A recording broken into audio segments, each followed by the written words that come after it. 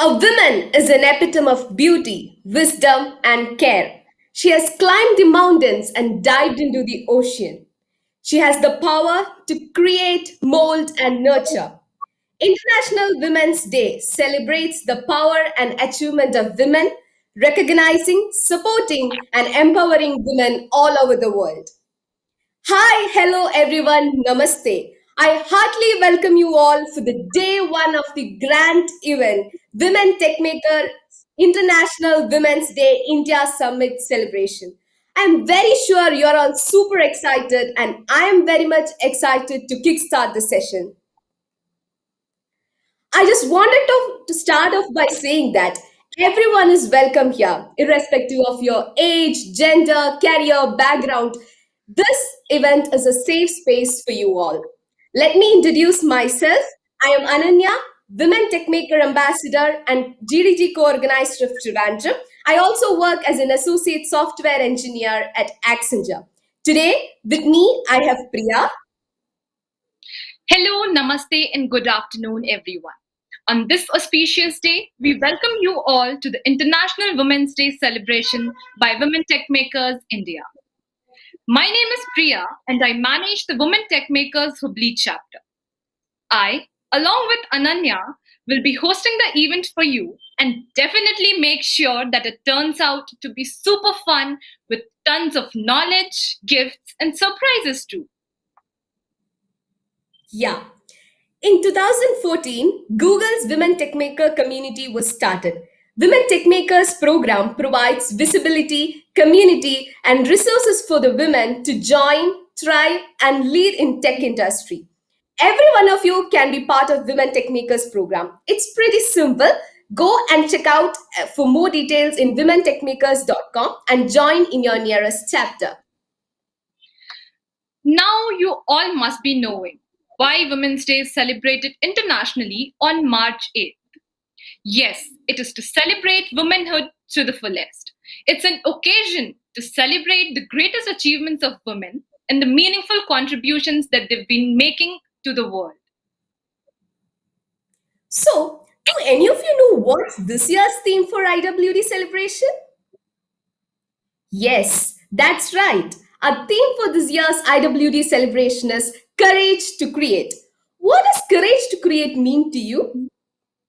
Yes, besides all the fear, doubtfulness, struggles, keeping your step forward, challenging yourself every day to do what you always wish to, make yourself proud for the things that you do every day. I have the courage to create what I always wished to, what I wanted in my life. Also, I had the courage to create, lift, and empower others as I grow. So, Priya, what is your courage to create tagline? Firstly, Ananya, that's really courageous of you. Well, for me, this year, it's quite mainstream as I have decided to finally have the courage to finish all the unfinished projects that I've taken up at the start of the year and also sticking by to a few personal commitments. Wow, that's really nice.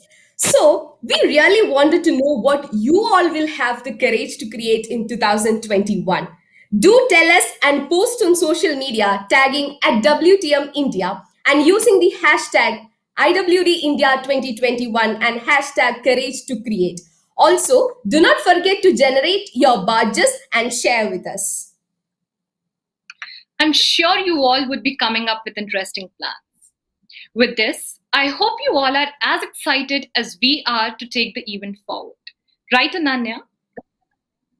Definitely. We have so many people who have joined from different corners of the country. Let's begin. Before that, make sure you're packed and all set with your favorite snacks. Meanwhile, do not forget to create your Twitter accounts if you do not have them. Already, we have so many surprises waiting. With this, we are good to go, right, Priya? Yes, we all know that the world is full of diamonds and gems, and we are happy that we have some of them here today to build this event. With this note, I'd like to give my heartiest welcome to each and everyone who has joined us today. Yeah. Now, to take the event forward, I would like to welcome Lakshya Shivaramakrishnan, the Program Manager for Women Techmakers India at Google. The epitome of perfection, the lady who is an inspiration for many out there. Inviting the backbone of IWD India 2021 to take the welcome address and start the event with her powerful talk. Over to you, Lakshya.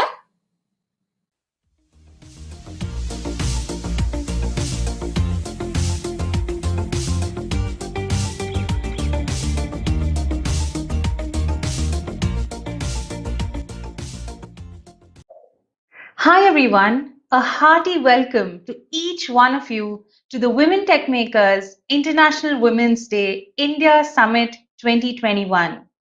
This is a celebratory moment for all of us. We think it's vitally important to support, celebrate, and elevate all women in technology all around the globe. And we are glad to have all of you, developers, designers, entrepreneurs, data scientists, product managers, and more, as part of this community today. You inspire us and motivate us every single day to do what we do. And we're so proud to have all of you with us in this celebration today. Before jumping in, I want to take a moment to acknowledge that 2020 has been an incredibly challenging year for many of us in many, many ways. However, throughout this hardship, we have continued to hold on, be resilient, and forge new paths ahead. Kudos to us, and let's keep it going. Women Tech Makers is Google's global outreach program designed to provide visibility, community, and resources for women in technology to join, thrive, and lead in the industry. In addition to supporting engineers, Women Techmakers invites all contributors of technology to participate in their programs, scholarships, and initiatives. This program is also driven by a passionate group of Women Techmakers ambassadors and allies who go above and beyond their personal and professional work to do community service. I want to take a moment to shine a spotlight on them and thank them for all their efforts, their countless hours of dedication and time that they put is what makes days like these possible. International Women's Day, as you would know, is celebrated on March 8th. It marks a moment to celebrate and provide visibility to all women across the globe and is a call to action for accelerating gender parity. This is probably my seventh International Women's Day summit with Women Techmakers, and trust me, each summit has gotten bigger and better. And in 2021, we hope to inspire even more women and allies across the globe and strive for gender parity and equity in tech together. 2020, though, was a challenging year. We were fortunate to have the IWD India 2020 summit. It has seen unprecedented love and adulation from women and allies all across the globe. The Women Techmakers ambassadors had gotten together to showcase exemplary teamwork, a passion to crack this event virtually, and set a tone of rising together and lifting others as they climb. And yes, together we all rose. The team had excellent learnings from IWD India 2020 and is all set to make IWD India 2021 all the more worthy of your time. So hold on to your seats for this bigger, better, and never before experience. The theme of this event is based on the incredible strength that women have shown in the face of adversity. We remain hopeful about the future and believe that together as a community, we can create a positive change throughout the globe. The theme Courage to Create resonates with Brené Brown's quote: every time you try something new, you're allowing yourself to be brave and vulnerable. So share your story with us on what is your Courage to Create story in 2021. Here's mine. I had the courage to create Prayogshala, a 1 week online boot camp for engineering college girls to equip them with tech and applied skills to enable them to have a smoother transition into the industry. I'm sure you have yours too. Don't forget to tag at WTM India on Twitter and share your story with us. The agenda for this event looks like this. Both days, we begin with a keynote followed by a couple of talks. We then move on to interesting icebreakers and have a panel discussion today with great women entrepreneurs joining us. We also have an applied skills workshops on reframing your narrative and owning your expertise. Tomorrow, we begin the day with yet another keynote by Sairi Chahal and move on to some technical talks around Web Vitals and AMP, named entity recognition in TensorFlow, and building apps using third-party APIs. We then have two lightning talks followed by icebreakers, a cross-community panel discussion, and an applied skill workshop on learning to write and writing to learn. Before I hand over to the next speaker, I want to re-emphasize on the code of conduct for this event.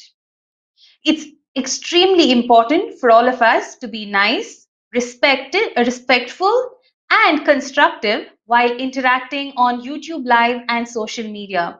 Please refrain from posting anything that is rude or offensive on the platform. We would love to hear your stories and your opinions, but please do not use this as an advertising platform. Please do not spam on the live chat. That is, don't post the same thing again and again. Harassment of any kind will not be tolerated on this event, and if you do anything that is not expected, you will be blocked from interacting from the chat. In case you find or see anything that is inappropriate, feel free to report it to iwdwtmindia@gmail.com. A few more things for you to know. One, bring your whole self to the event. Pay complete attention to the content because we've reached out to some amazing speakers to join us for this event. I also wanted to call out that some of the content in this event is recorded, and that's because electricity and internet bandwidth are so unreliable that we don't want you to miss out on a very seamless experience as an audience. There will not be any live Q&A, but because of the paucity of time, but feel free to ask your questions on YouTube chat and our speakers will join us and help answer your questions for all of us. Please take notes and participate in all self-reflection activities and technical hands-on workshops. Cool swags are to be won for all contests and quizzes, so grab the opportunity and show the world what you have the courage to create. I also wanted to give a huge shout out to the team who's been instrumental behind putting together this event. A huge shout out to them and thank you for your contributions towards IWD India 2021. I also wanted to give a shout out to all our speakers for taking time, joining us, and preparing some amazing content and workshops for us so that all of us could benefit and have a great experience as part of this event celebration. Finally, I would love to, end the welcome address from, using a quote from Sheryl Sandberg. She says, "It is the ultimate luxury to combine passion and contribution. It's also a very clear path to happiness." And I'm extremely fortunate to be, part of a celebration like this, to be doing this role and having the opportunity to interact with some amazing people all across the globe. So thank you, and over to the MCs. Thank you, Lakshya, for such a spectacular, warm, and inclusive welcome. I hope everyone here would adhere to the code of conduct along with having fun. Wow, it has finally started, and I'm already so excited for all the fun and interesting sessions that we have today. Ananya, which session are you most excited about? Pretty much all sessions. That's great. Moving ahead, we are pleased to have Meenakshi Varadarajan, Engineering Director, Google India, to share the keynote of the event with us. Welcome, Meenakshi. Over to you.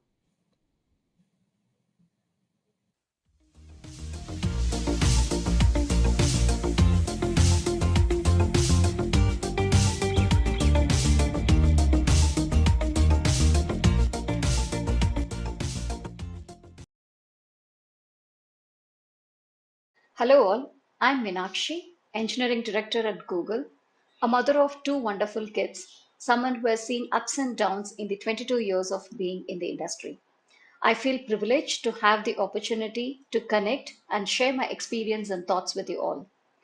One thing that made me immediately accept this opportunity is the theme of the event, Courage to Create. It immediately struck a chord with me. So, what does courage mean? We all immediately think of being brave. Yes, that's courage too. What comes to my mind when I think about courage is a line from a famous writer which says, "Sometimes courage is the silent voice at the end of the day that says, I'll try again tomorrow." This has a deeper meaning beyond the obvious. Courage does not mean you're fearless, courage is doing something despite your fear. Being courageous is actually a lot of hard work. Like a muscle that gets stronger, the more we work on our courage muscle, the stronger it gets. It took me time to build my courage muscle too, and I want to talk about few aspects which I think women and their allies need to be courageous about based on my experience. Courage to believe in yourself. If you look at anyone's career or their personal experiences, there will always be ups and downs, and everyone goes through those moments of self doubt on their capabilities or their ability to deal with the situation. The one and only thing which I have realized which helps me to get back on track is to believe in myself and not to make important decisions when I'm emotional. Awareness of gender equality and being sensitive to such aspects have been improving in the last few years, but it was definitely not the same a decade back. I have faced situations where the fact that I was a mother with a newborn back then, certain assumptions were made and stereotyped as not suitable for projects that are fast paced. I was not even considered for those projects or given an opportunity to pitch myself for the project. The way we handle situations change as we get more experienced. However, at that time, I did get into this moment of self doubt on if there could be truth to it. Am I trying to be too ambitious and pitching in for projects I shouldn't be? However, I'm glad even today that I could get over my self doubt by having open discussions with few people who had genuine interest in my career at work and at home, including my husband, and having a clear plan on how I would want to handle things at home and work. Once I was clear in my mind, I went ahead and pitched myself in for a bigger and better opportunity that ended up being a stepping stone in my career. My career would have become stagnant or may not even be existing today had I not believed in myself at crucial times in my career. The key learnings for me from these are two. One, I would never ever let others decide what I'm worth of. Number two, empowerment comes from within first. Courage to move out of your comfort zone. A profound quote from Mark Twain says it all. 20 years from now, you will be more disappointed by the things that you didn't do than by the ones you did do. Sail away from the safe harbor. Explore, dream, and discover. Moving out of comfort zone definitely brings in certain risks. You might have to build new skills, new relationships, and in some cases even start from scratch. However, once you get yourself to do that, you will be amazed at what you are capable of achieving, which is much more than what you think you are capable of achieving. You do it once, you automatically get comfortable with it and be ready to repeat it. If you get too comfortable with what you are doing, there is a high risk that you will become complacent. Growth opportunities and turning point in my career predominantly happened when I was ready to move out of comfort zone.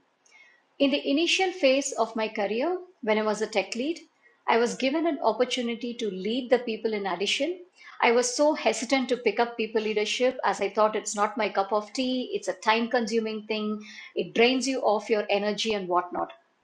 I was pushed into it by my manager and VP, who trusted my capabilities more than I did. And until today, that is definitely one of the best decisions I have made. Leading people opens you up more, it teaches you empathy, teaches you to value diverse perspectives, and above all, it gives you the immense pleasure of creating a difference in someone's career. I was definitely uncomfortable when I made the move, but once I realized what the role brings to myself, I didn't have any doubt that it was one of the best decisions in my career. I picked up my very first senior leadership opportunity right after I had my first child. In fact, I gave my interview when I was still on my maternity leave. Some women have this misconception that you need to slow down and cannot focus on your career once you have a child or when they think about having a child. I did exactly the opposite. However, this wasn't an impulsive decision, rather, it was a well thought through decision on the potential practical difficulties and how to address them. It wasn't easy, but it is definitely not impossible. It's not always either career or family, it can definitely be both too, as long as you have the conviction to make both work. One of the key reasons that prevent women from moving out of comfort zone, it's actually not just women, even men too, is the fear of failure. I personally believe that it is better to try and fail rather than not trying. Every time I think about moving out of my comfort zone, in addition to qualifying myself for such a change, I think about what the worst case scenario can be and what I can do to not get there and what is my plan B if I really fail. Once this thought process happens, I've always found it easy to move out of my comfort zone as you will realize that there is a solution to every problem. One recent example I would like to quote from my own career is it was my decision to move to a new company last year after being very successful in one of the best companies to work for in India, that too after nearly 2 decades. All this during the pandemic when there were instances of people losing their job, etc. I'm very happy I did that. Otherwise, I would have lost the opportunity to work with the best minds in the industry. To sum it up, moving out of your comfort zone from time to time creates just enough good stress to get you back on your toes, ramp up your focus, pace, and drive. Don't be afraid and go for it. Courage to prioritize yourself. Women by nature tend to prioritize others over themselves. It's also largely due to the societal norms that we celebrate women for their sacrifice and unconditional love that many start feeling guilty if they don't conform to these norms. This needs to change. If you need to grow in your career and if you want to be a valuable member in your company, you should be willing to spend time and effort on upskilling and reskilling yourself, preparing yourself for the next role or your dream job, keeping in pace with the trends in the industry. Never stop learning. It could be your soft skills, it could be your technical skills, or anything that helps you to get better and make progress.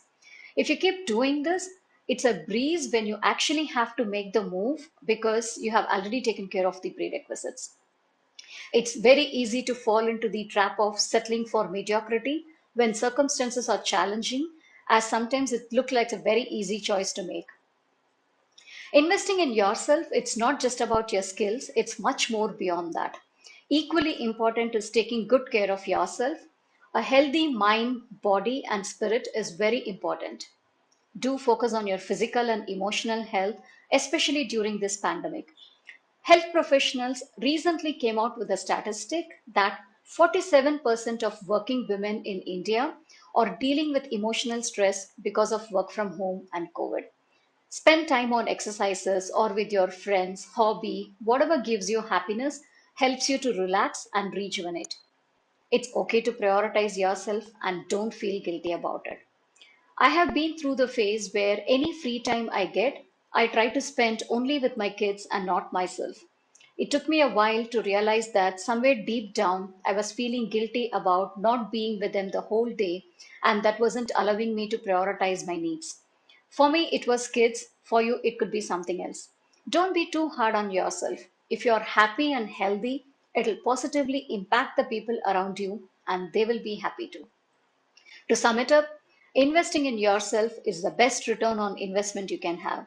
It's very important to stay connected with yourself and focus on having a healthy body, mind, and spirit. Courage to speak up. Even though things have gotten better for women in some areas, and many companies are serious about their diversity initiatives, there are still a significant part of the women who still face bias and being stereotyped at work as well as beyond work too. I want to share with you a very recent incident. I was in a hospital nearby last week with the elders in my family for getting them vaccinated. When we were coming out, we were still inside the hospital premises. There was a car approaching us from the opposite direction. So there was a family right behind us, and the lady in the family screamed, asking kids to get onto the pavement, saying, "It's a lady who is driving the car." How many of you have been called aggressive, pushy, and bossy for being assertive? Many studies show that likability and success are negatively correlated for women. Women who are highly successful face a lot of criticisms because their success, and specifically the behaviors that help them to succeed, violates the expectations about how women are supposed to behave. If a woman leader acts assertively or competitively, she is seen as deviating from the definition of how she should behave. This is faced by almost all women, and I have faced this too. So, what do we want to really do about this? When you see any kind of bias or stereotype happening to you or anyone else, do not hesitate to call out the inappropriate behavior in a safe and respectful manner. It might be uncomfortable to do that initially, but some bias are unconscious and people do realize it and change themselves when you speak about it. Some of the remarks could be subtle but still biased. I once had a senior member in my team talking about difficulty in working with a woman colleague because she was bossy and pushy.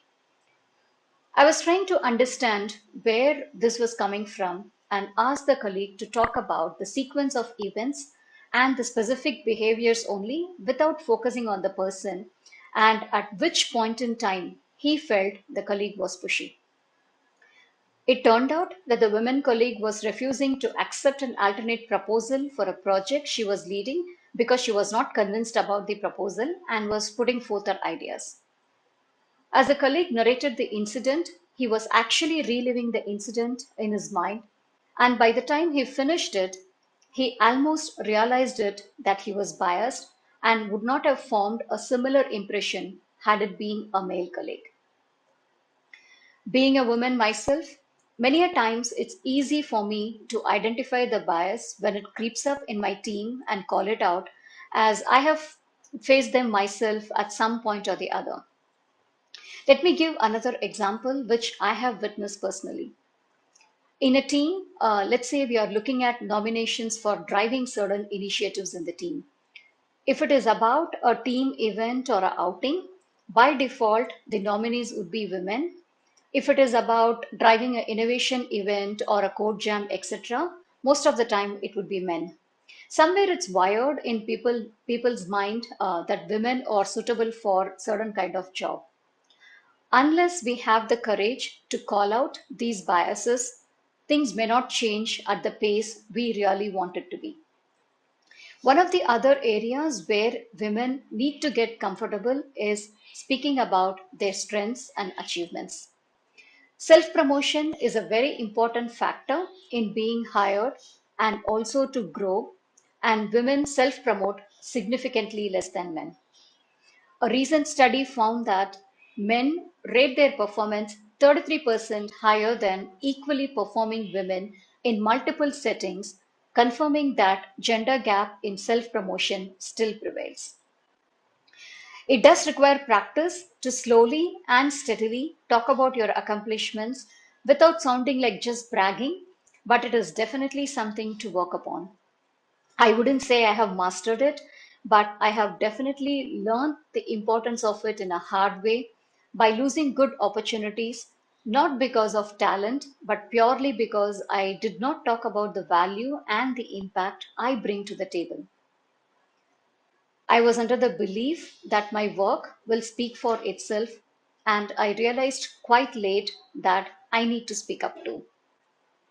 Last but not the least, do not hesitate to take a seat at the table. Many women wait for others to provide this opportunity for them, and this may or may not happen. You need to take the initiative and you need to be confident that you deserve it. Remember, it's about being courageous and not about being perfect. One of the things which I have personally found working well for me to get a seat at the table is to be comfortable with sticking my neck out and not being afraid to take up responsibilities and lead from the front. It's not just you. Encourage girls around you to speak out and assert themselves. Raise your voice against the narratives and language that discourage them to do so. Show them that their thoughts matter by asking for their opinions and listening when they speak. I do that with my children, not differentiating them based on their gender and giving them a seat at the table they rightfully deserve. To sum it up, don't wait for someone to speak for you. Speak up for yourself and let your voice be heard. Silence is taken as consent. Courage to create opportunities. I vividly remember one of the tweets I came across. There is a special place in heaven for women who support other women. This is an infamous stereotype that women don't support other women, and we need to break that. Research shows that women, in particular, benefit from collaboration over competition. When women support each other at workplace, incredible things happen. It's not always about us getting mentorship, sponsorship, seat at the table. Think about how you're supporting other women in your network and women around you. Are you helping them to learn from your experience? Are you encouraging them to have their voice heard and make them feel respected? Are you helping them by not judging them? Are you helping them to realize their potential? Are you rightfully offering deserving women a seat at the table? Are you sponsoring deserving women? The ways women can support other women is endless. I have had multiple mentors and coaches, and I can confidently say that some of the best learnings came from women mentors.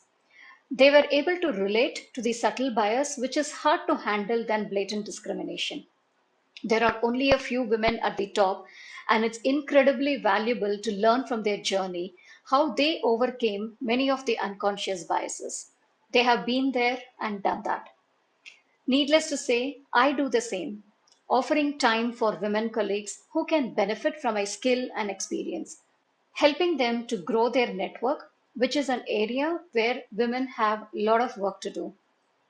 It could be the colleague at work, it could be your friend, or it could even be someone from your family. I have realized that more we support other women, more successful we all will be. Let's have the courage to be their inspiration and a role model. To those allies of women who are listening to this, you have a very important role to play. I would really ask you to create more bandwidth for those women in your life. Could be a sibling, could be your mother, it could be a partner, which will help them to focus on their career or sometimes even for them to just unwind and connect with themselves. I can very proudly say that one of the key reasons for where I am today is definitely the support system I have, which is my husband, my parents, and my children too. And I can very confidently say that the power of allies is incredible. To sum it up, be a strong woman who encourages and empowers other women and help them to rise and shine. Courage to build your network. In my 22 years in the industry, what I have seen is that the challenges faced are different in different stages of your career. I can say that things have changed positively over years for women in industry. However, certain aspects which have been a challenge back then are still a challenge for women in tech. One such area is networking. We all know professional networking is very important for success, especially as you grow up.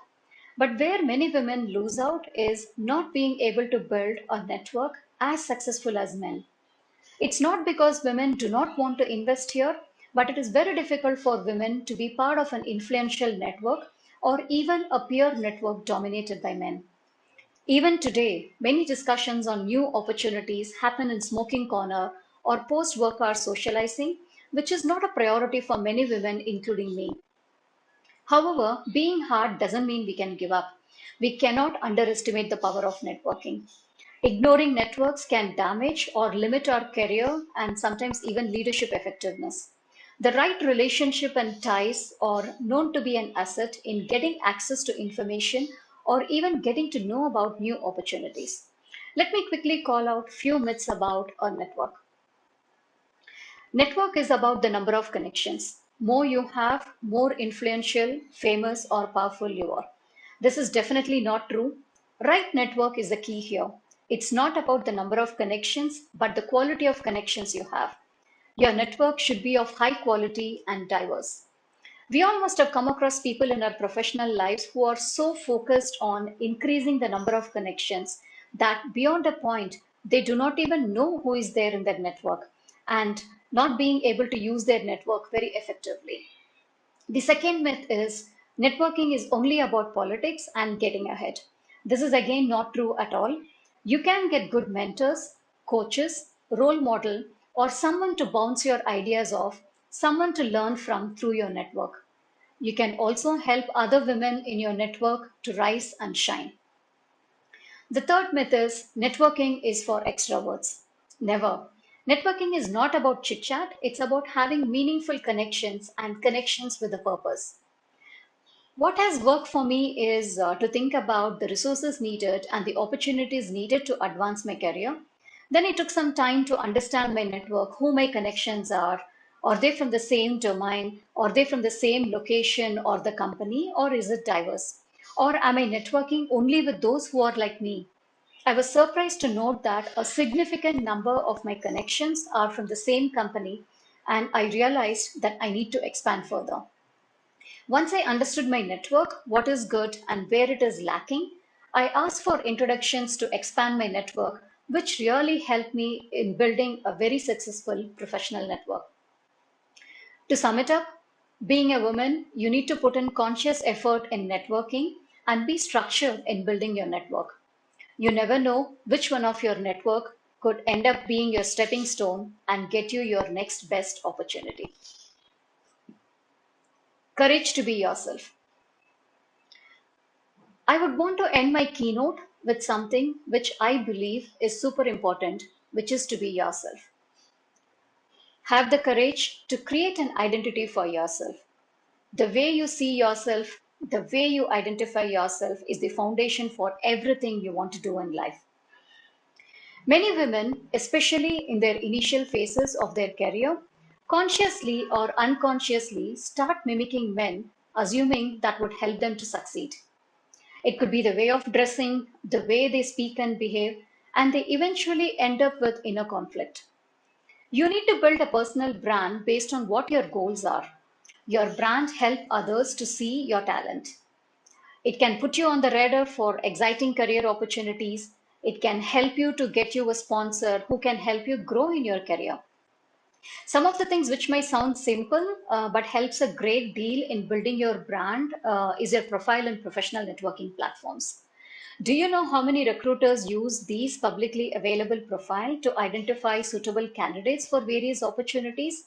But remember, it needs to be authentic. You will definitely not be happy pretending to be someone else.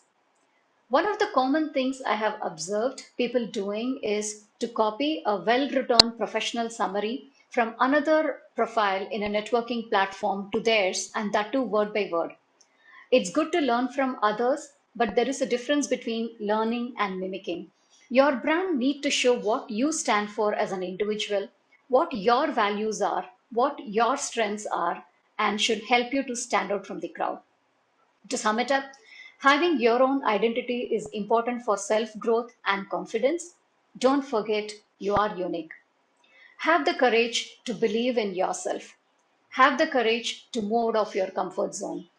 Have the courage to prioritize yourself. Have the courage to speak up against bias and stereotypes. Have the courage to create opportunities for yourself and other women. Have the courage to reach out and expand your network.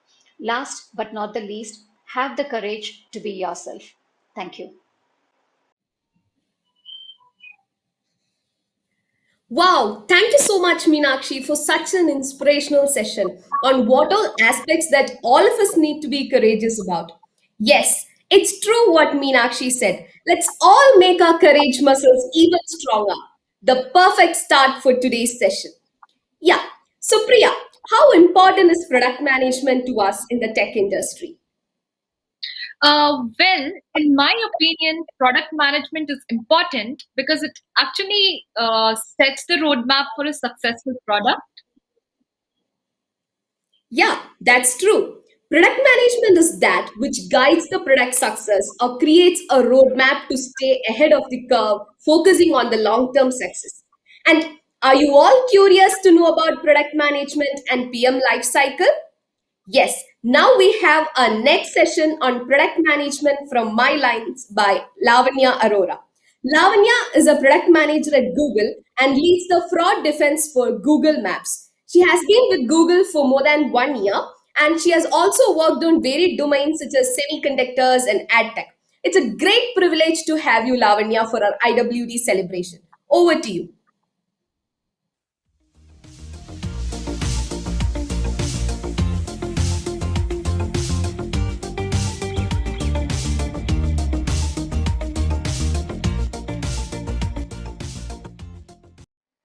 Hi everyone, I'm Lavanya Arora.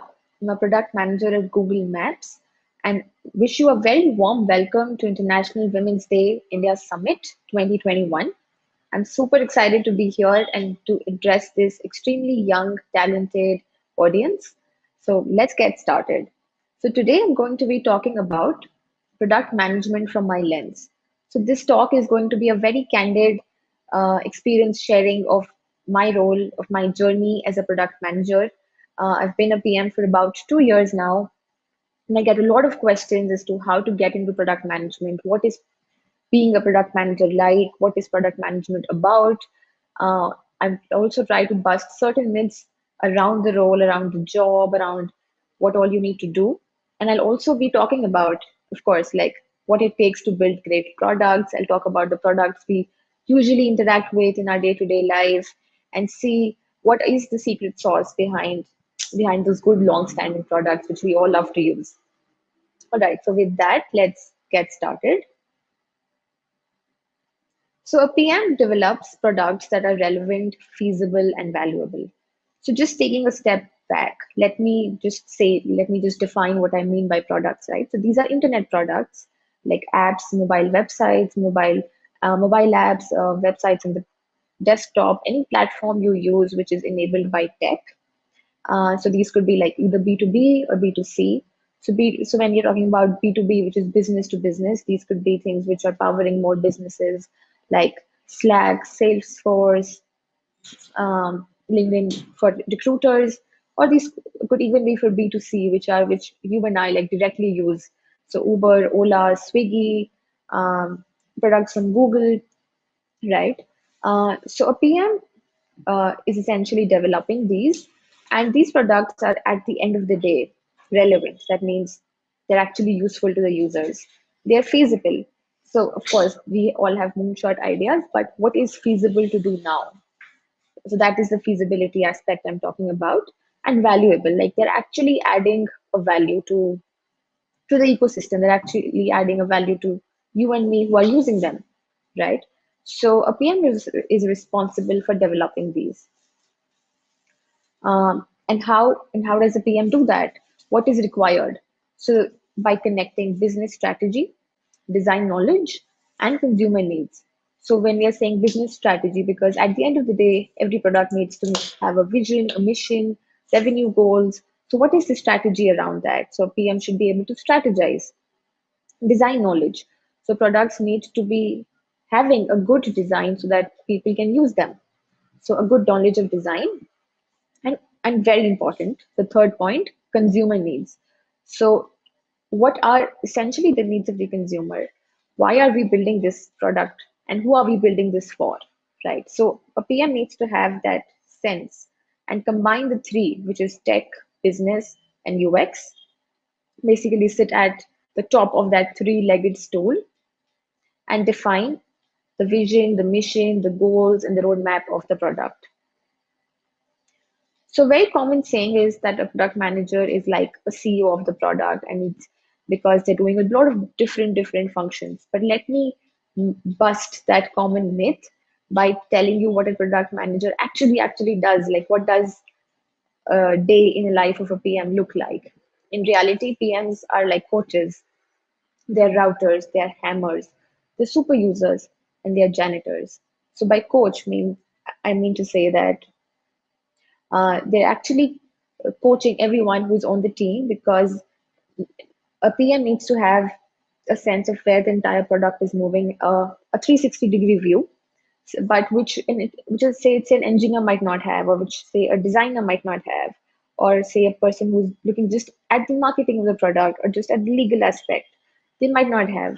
So you essentially need to coach everyone to build that vision as to what to build that 360-degree view. Coming to router. So a router means as a PM, you get a bunch of requests from all of these stakeholders, right? So you keep routing, okay, maybe I just get get in touch with this guy and get that done. Or say we can get this is not possible at the moment and just get back uh, later. So, responding to a lot of requests which come to a PM, because the PM is like at the center of all the action. A hammer. So when I say a hammer, I mean that you really need to be steadfast and really focused, laser sharp focused with a lot of grit that, okay, this is what we are trying to do, and this is how it needs to be done. Because when you're talking with a lot of stakeholders, everyone has very, very different opinions about different things, and that might just not take the product in a direction it should be going. So that is what being a hammer essentially means. You're hitting the nail with that, with your word. Um, then being a super user. So you're building this product for a lot of your users, but you are essentially the super user. You should know all the flows. You should know all the ways a user can use this. You should know, okay, this is the right way to get it done, and these are the redundant ways. And you just should just be optimizing for the user experience all the time. And a janitor, essentially, a PM takes credit for everything which goes bad, but gives credit to the engineers and to the team when the product actually is a big success. So you're actually doing all of the dirty work also while ensuring the team is set up and the product is set up for success. So essentially, a PM wears a lot of multiple hats and is not just having the fancy title of the CEO. So when we look at the product development life cycle, essentially, right? So, okay, we are now building this product, but how should we be going about it? What are the different stages of that product development? So the first one is that you're actually trying to identify problems. That okay, what are the problems which the users might be facing? And this could be like when you're trying to identify the latent need in the market and trying to build an extremely new product.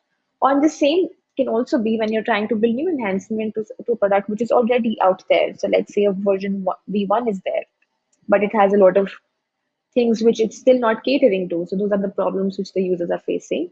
So just trying to get a sense, okay, what all can be done. And now when we are talking about what all the solutions, what are the possible solutions that could be? So just making an entire laundry list, okay, these are the problems and mapping them to the solutions. Now comes to the task of prioritization, wherein PM is really having the voice. The PM represents the voice of the user and essentially tries to prioritize that given the constraints at hand. So when we say constraints, it could be the technical expertise of the team, it could be how much time you have, how much budget you have, and essentially what is that the consumer needs. So trying to optimize around all of these constraints and get a prioritized list of solutions which should be implemented. And when you are in the implementation stage, you're actually, a PM also needs to PGM, which is essentially program manage the entire process. Like a lot of tasks need to be done by different teams. Where are we in the roadmap? Trying to match timelines, trying to call out risks which could just delay timelines, getting an understanding of all of that, and even unblocking engineers a lot of time when they are stuck with a problem or like stuck with a solution which might be with a different team. So being the bridge which connects multiple stakeholders is the PM's job. Now, after the implementation and testing and everything is done, then comes the launch day. So between the time when the product is actually being implemented to the time when it's being launched, you're also trying to build up users' attention for that. You're trying to brand the product, market the product well, so when it essentially launches, there are actually people waiting to actually get their hands on it and try it. But it's not just enough to launch it. You need to also land the product. So that is why you're tracking these metrics. Okay, how many people are using the product? How many daily active users are there? How many people are dropping off the platform? How many new users are signing up? And what is the duration they're using it for? What are they having a good experience? So essentially, has whatever all of the work which has been done, has it actually landed? So that's the key step wherein you're tying all of this together. So that was about the product development life cycle, and the PM plays very important role in all of these stages. But a lot of these products, okay, they're following the life cycle, they're actually being built out there and they come out in the market. But a very interesting stat says that over 60% of all products go out of business within their first 3 years. So what's going wrong and what is the right way to build products? Let's see. So essentially, what does it take to build great products? So here I would just give case studies and like 4 examples of products which we all love and use day to day, and see how they are doing the right things and what is it that uh, is the secret sauce here. So talking about Netflix. So Netflix uses a very data driven approach for their content creation, which essentially means that Netflix is looking at a lot of data.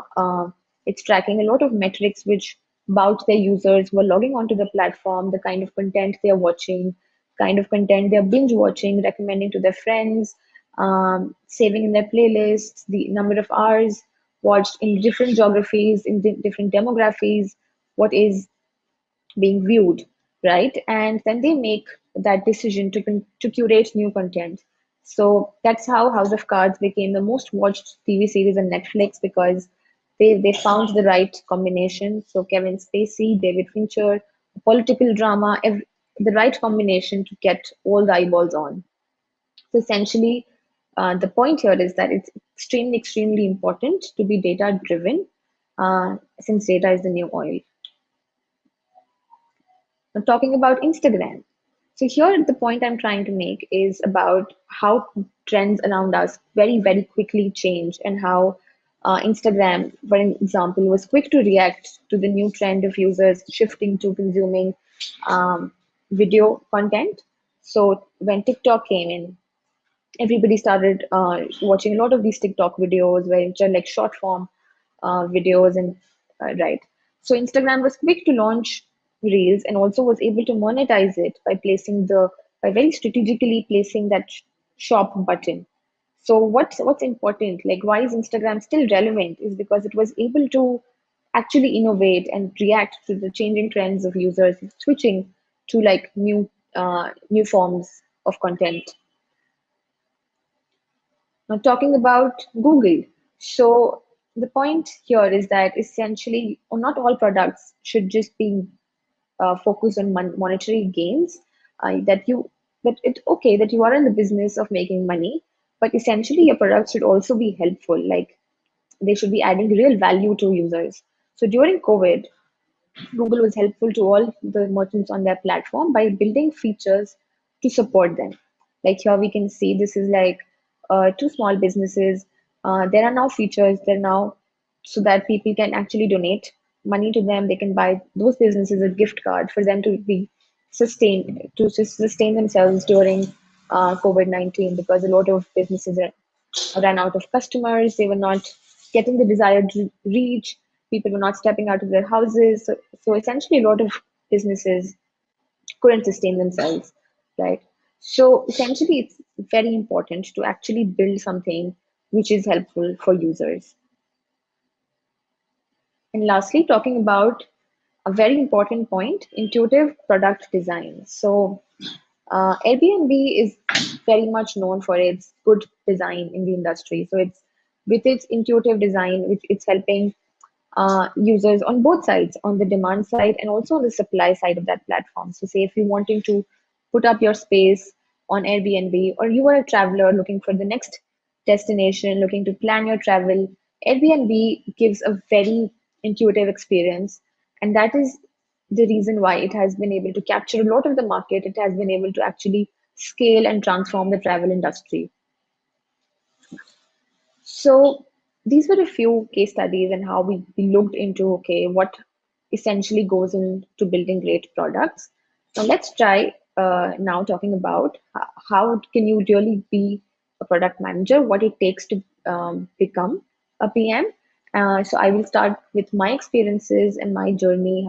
What was the path I followed, and also bust some common myths around that. Okay, you around the sort of credentials which are required and the do's and don'ts. So let's get started. So talking about my journey, so I was an electronics engineer from Triple IT Hyderabad. I graduated in 2015, and I was working for about 3 years at Synopsys, which was into semiconductors. So there I was playing an individual contributor role.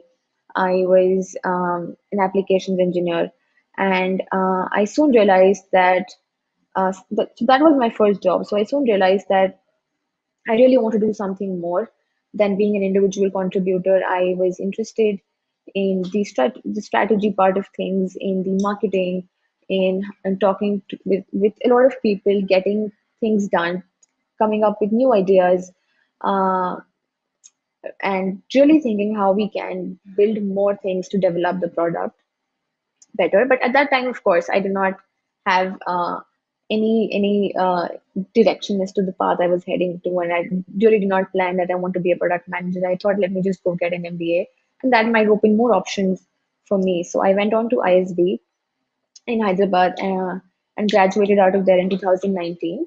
So at ISB, I realized that I had a very natural fit towards product management. Like I had good technical skills and I had good managerial skills while studying at ISB, right? So essentially, I thought that product management is a good mix of that, and I started studying for PM roles, and I got a job at Google. So that being said, I really want to make a point here that it's not essential that you have to be an engineer. It's not essential that you have to do an MBA. Like I know a very talented and brilliant product managers in the industry who have transitioned from UX roles, who have transitioned from marketing roles or strategy roles um, into product management, right? So there is no one strict path that okay, these are the steps I can follow and essentially get into product management. I think it's a lot dependent also on your interests, on the kind of work you want to do, and just decide then if PM, product management is actually for you or not.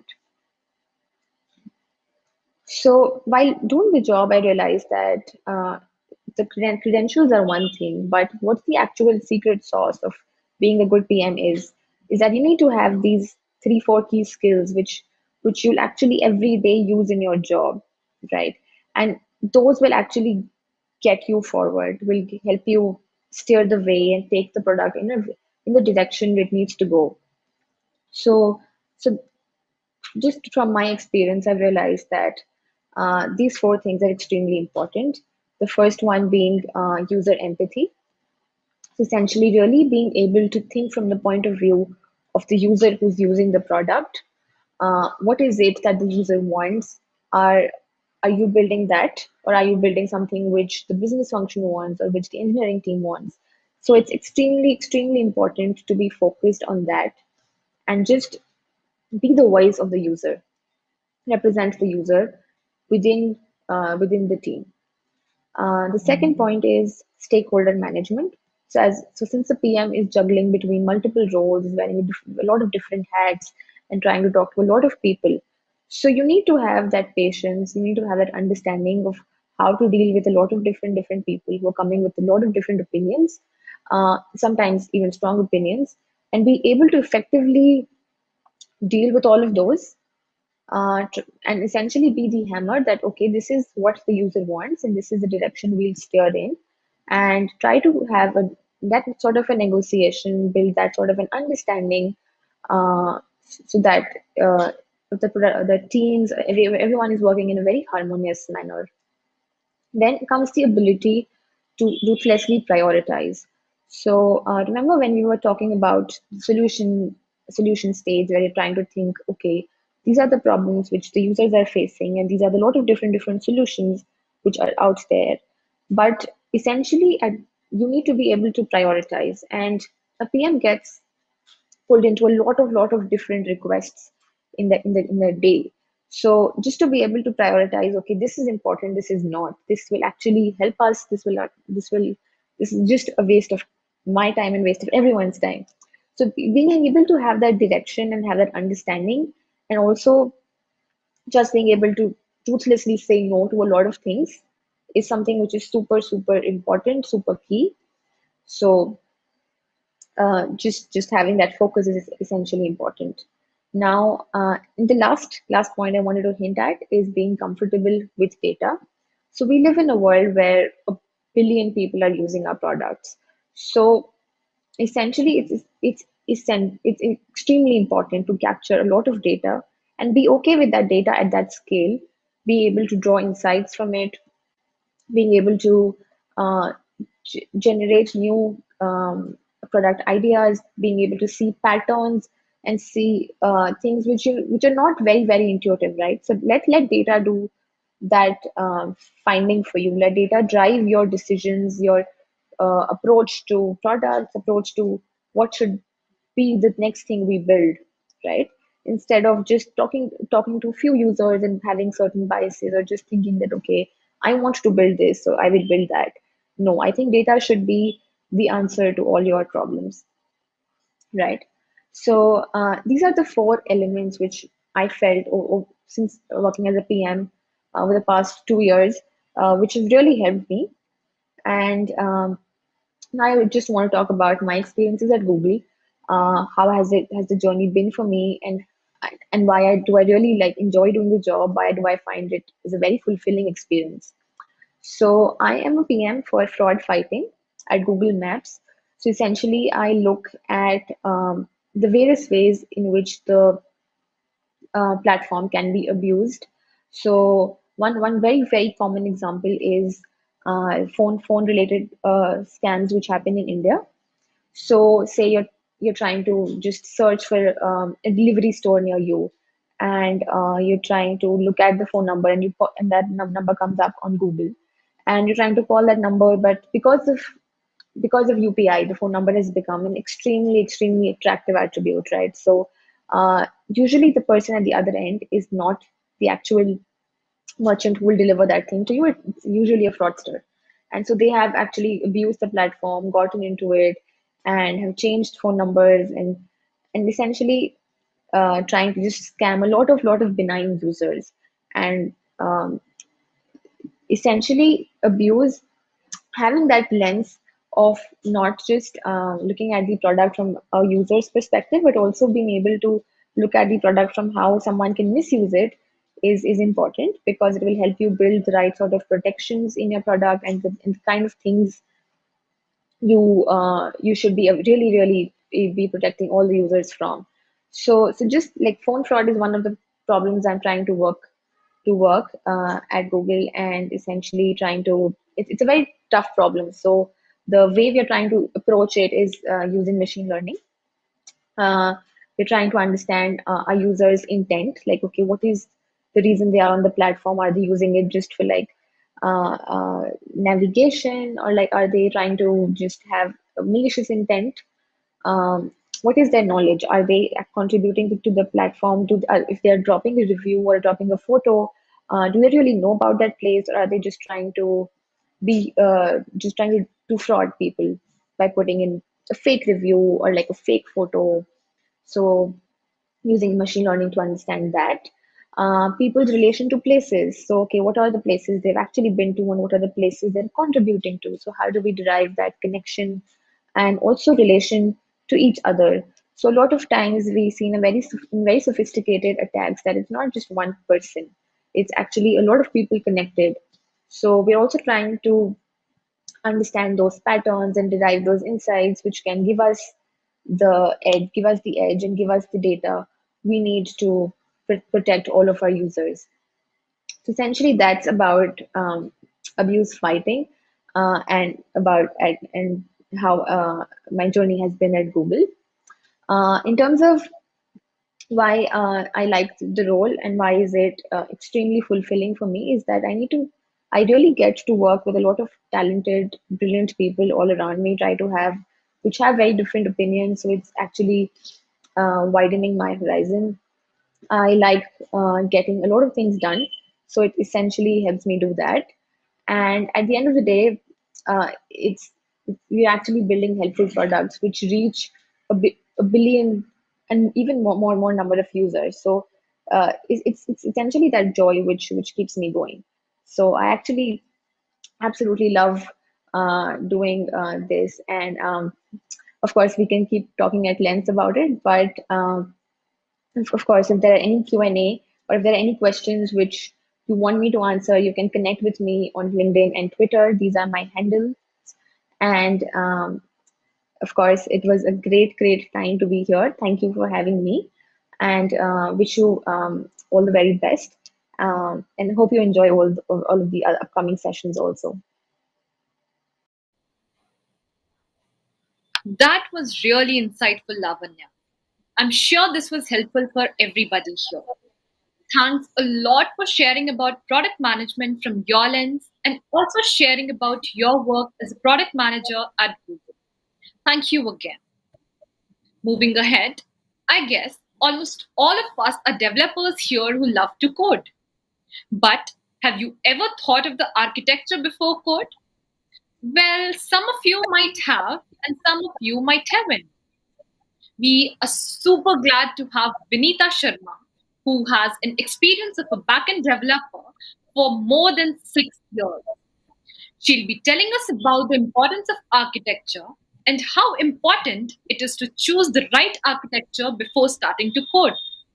I'm sure she has much more to share about the architecture and its real life application. So, without much ado, over to you, Vinita.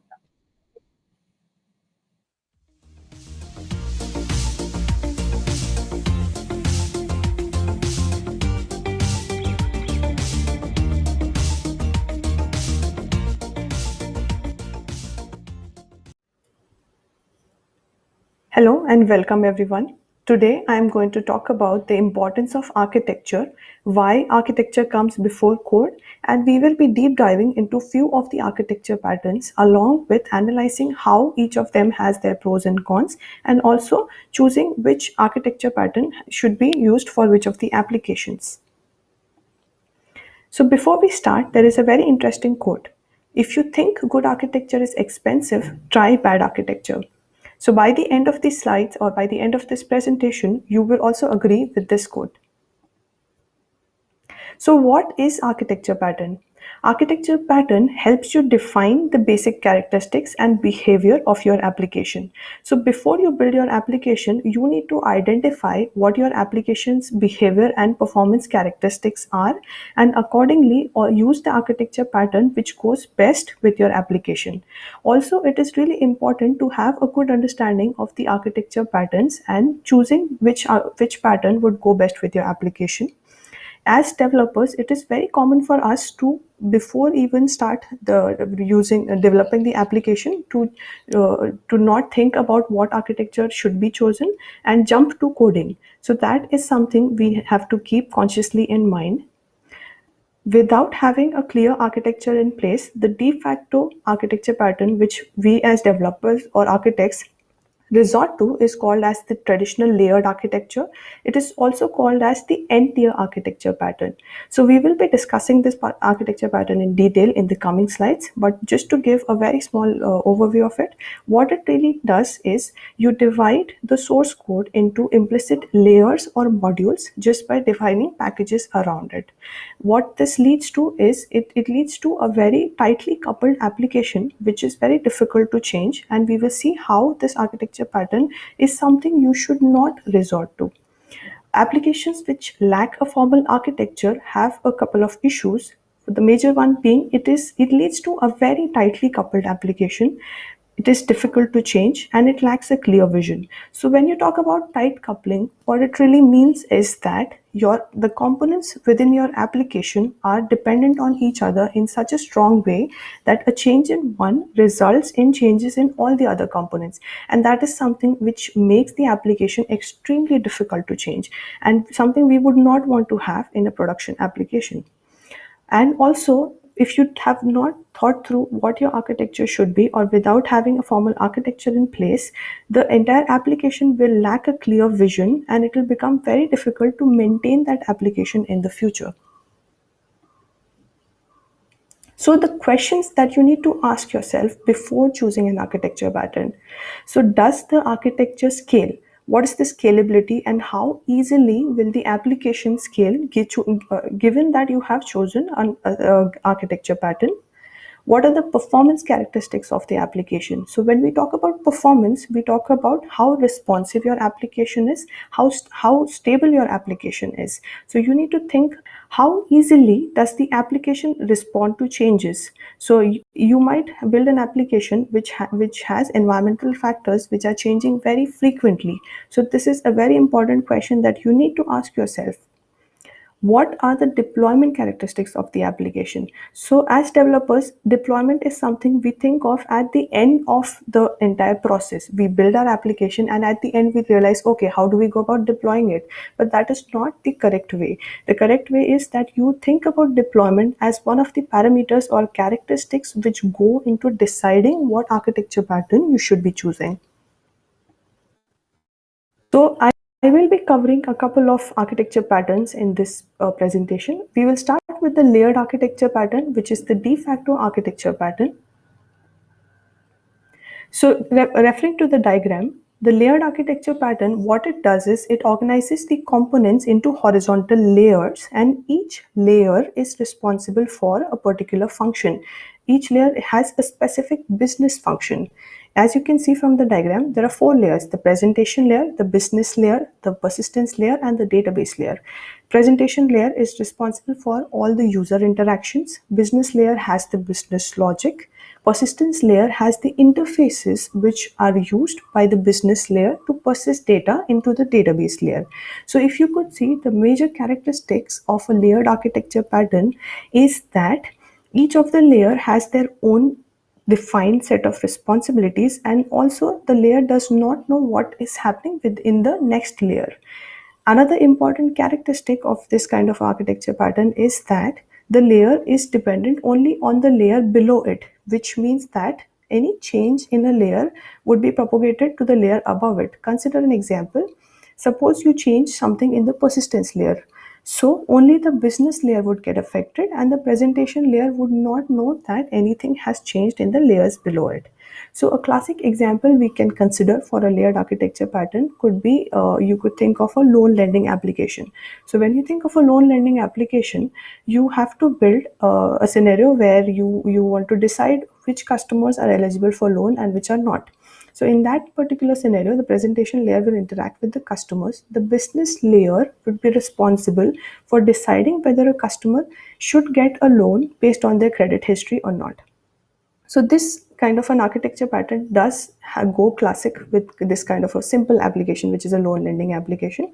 But we will see in the coming slides how the things get complex when you add more complexity to it. So we discussed the basic features, which is the separation of concern. Each layer is responsible for its own functionality and it does not need to care about the other layers. Layers of isolation is a very interesting concept, and that is something which has to be deliberately enforced to ensure that this architecture stays clean. So why layers of isolation is important? So before we even get into why is it important, we need to understand that it enforces two things. The changes made in one layer do not affect all the other layers. So what it means is that, as we saw in the previous diagram, the change made in one layer is affecting only the layer above it, but we want to have that the change should be restricted to only the layer above it and it should not affect all the other layers. Secondly, no knowledge of the internals of the other layers. So the business layer should not care of what is happening within the database layer or what is happening within the persistence layer. So why this becomes important is something I'll discuss in this slide. So there is a concept of open versus closed layers. So when we talk about closed layers, what closed layer does is it is following the standard pattern where your layer is dependent on the layer below it, and every request will go through each of the layers. So that kind of a traditional behavior is called as closed layer. Now you can consider some scenario where you would want to have some request bypass through a few of the layers. Let's understand this with the help of an example. Let's take the same loan lending application. In case of loan lending, let's just say that you have added a little more complexity to it, where the user is also where we want to decide whether what the interest rate for the user should be when you lend out a loan, and the interest percentage calculation is some complex algorithm. So we would want to separate out the algorithm into something called as the service layer, because service layer is something which will help us to remove out all the common components and keep it separate from the business layer. So suppose we divide layers now, which is the presentation layer, business layer, service layer, persistence, and the database layer.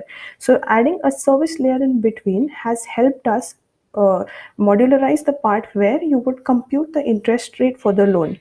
Also consider the fact that not every request needs to go through the service layer. This is important. So that is why the concept of open layer comes into existence. So what exactly is an open layer? It allows requests to bypass through it, and not every request needs to go through that.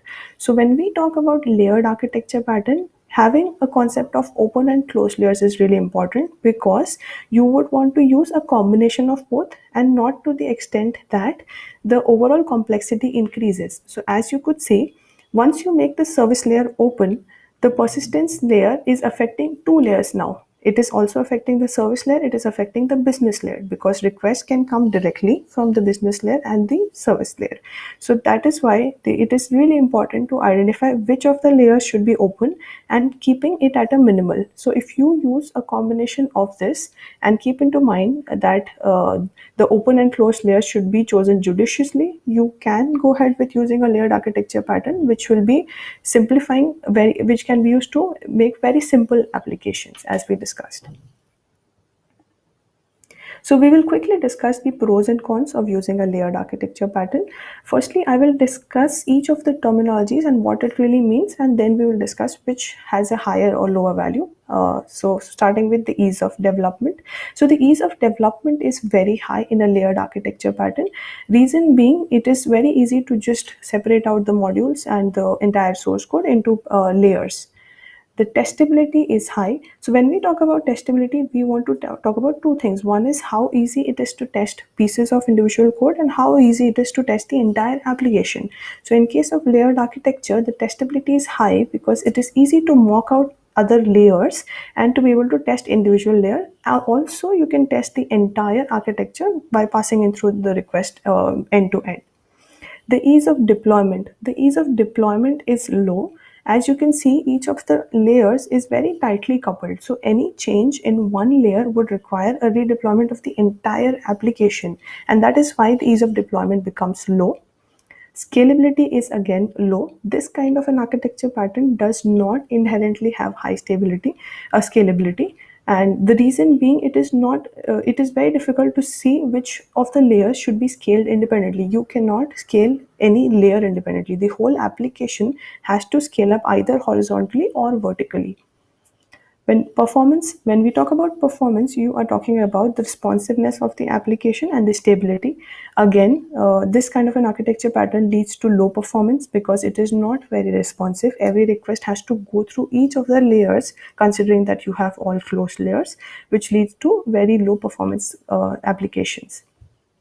Overall agility. So when you talk about agility, the overall agility is the ability to respond quickly to a changing environment. And as you can see, any change made in one layer affects the other layers as well. So that is why this kind of an architecture pattern has overall low agility. Moving on to the next kind of architecture pattern, which is the event driven architecture pattern. So event-driven architecture pattern is used to produce highly scalable applications. So you have to keep in mind that when you want to build very, very high scalable applications, this is something which can be used. Also considering the fact that this leads to highly decoupled event processing components which are asynchronous in nature. So it cannot be a synchronous application, it will be an asynchronous application. We will discuss two types of topologies within an event-driven architecture pattern. One is the orchestration, also called as the mediator. Second one is the choreography, also known as the broker. So when we talk about the orchestration or the mediator event-driven architecture pattern, what happens is you have a central mediator which is responsible for the entire processing. There are four major components within it. One is the event queue, second is the mediator, then you have the event channel, and then you have the event processors. So as you could see in this entire thing, it is very important. It is a very useful architecture pattern to implement workflows. So when we talk about workflows, what it really means is having a step of activities which are executed in a specific fashion.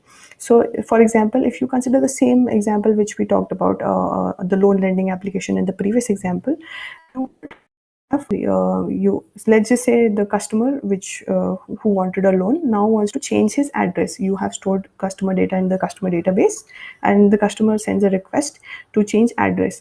Now changing an address could lead to a series of actions which do not need to be performed synchronously. It could be that you might update the interest rates. It could be that you are updating a few of the policies based on what has already been issued. So those kind of things. So when you have to run workflows of those sorts, this kind of an architecture plays a really important role. What you can do is that when an event comes into the event queue could be any message queuing, or it could also be a web endpoint. The mediator takes in the request from the event queue. Mediator does not have a business logic in place, but it is responsible for executing steps in the action which in the series which has been defined beforehand. So for example, in case of our customer changing address, what will happen is mediator will send a request to the event channel saying that the processor should update the address. The other processor would be responsible for updating the policies, and based on that, whatever the workflow has been defined, this entire thing would get executed end to end. And as you can see in the diagram, the processors are the ones which are responsible for the business logic, and they are not only independent of each other, they are not really calling other processors for any dependency. So this makes this application highly decoupled and also lets them scale independent of each other. Moving on to the second architecture within event-driven architecture is the choreography or the broker. So as we discussed from the previous orchestrated approach, if we remove the mediator, it becomes a chain-like behavior, much like a relay race, for example. If you see in a relay race, what really happens is a runner is running with a baton for a length, then he hands over the baton to another person, and that is how it continues. So same as using the same relay race example, what really happens in a choreography approach is that events are processed in a chain-like fashion where the processor is responsible for one set of activity and it is responsible for passing on the results of it to the next event channel so that the next consumer or the processor can process it. So here the advantage is that there is no central mediator and there are just two major components, which is the broker, which is just the plain queue, set of queues, and the event processor. One thing, however, to note in this is that since each of the processor is highly decoupled, this kind of an architecture pattern does not have atomic transactions. You cannot you cannot have applications which need atomicity or transactionality within this. Reason being that when an event goes through each of the processors, it becomes really hard to trace where exactly the event is being processed. And in case of failures, it becomes even more difficult to identify the point of failure and revert back as a transaction.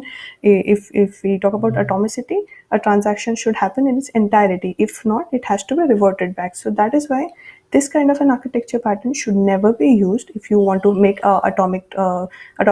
applications which need transactionality and atomic operations.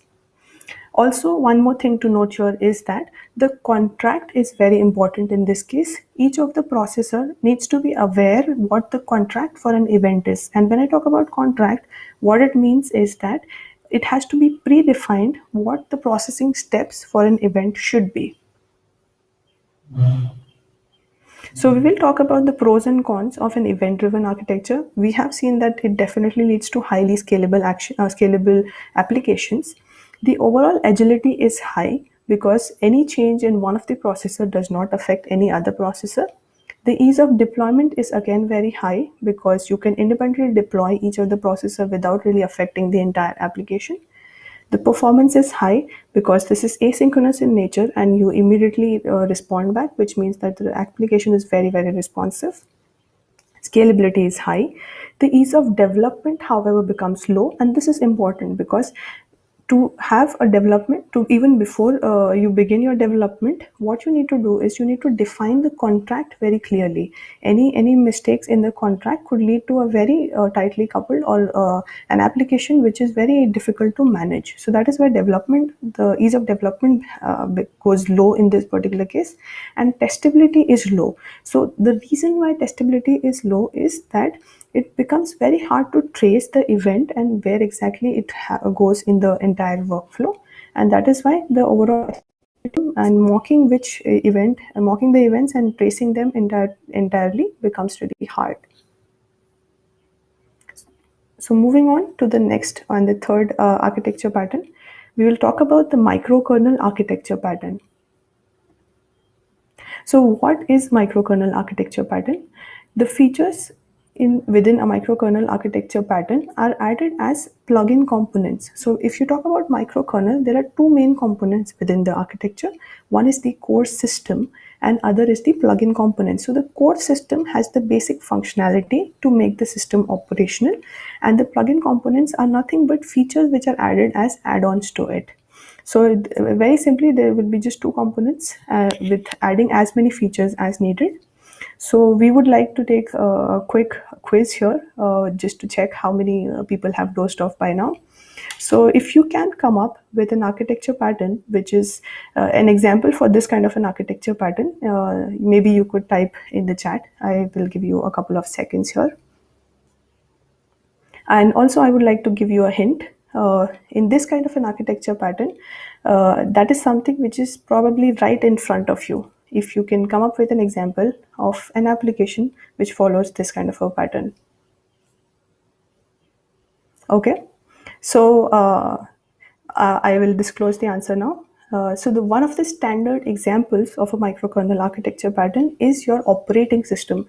So operating system, also from where the name has been derived, microkernel architecture. The reason being your operating system is the core system with minimum functionalities, and the plugin components are the applications which you install over your operating system. So that is why the core system needs to be very well developed and a stable system, whereas you can add any number of features as plugins to your core system. Another thing to note in this kind of an architecture pattern is that the contract has to be a very standardized contract. For any application or any plugin, there needs to be a contract which is followed, and the core system should be able to support all the plugins. So the major features in case of a microkernel architecture pattern are the plugin modules are standalone independent components, and each of them have specialized functionalities. This kind of an architecture provides extensibility because you can add any number of features by just making plugins independently. The minimum communication to avoid dependency issues. What it really means is that the plugin components by nature are independent of each other, but there could be some situations where you have a plugin component which is dependent on another application.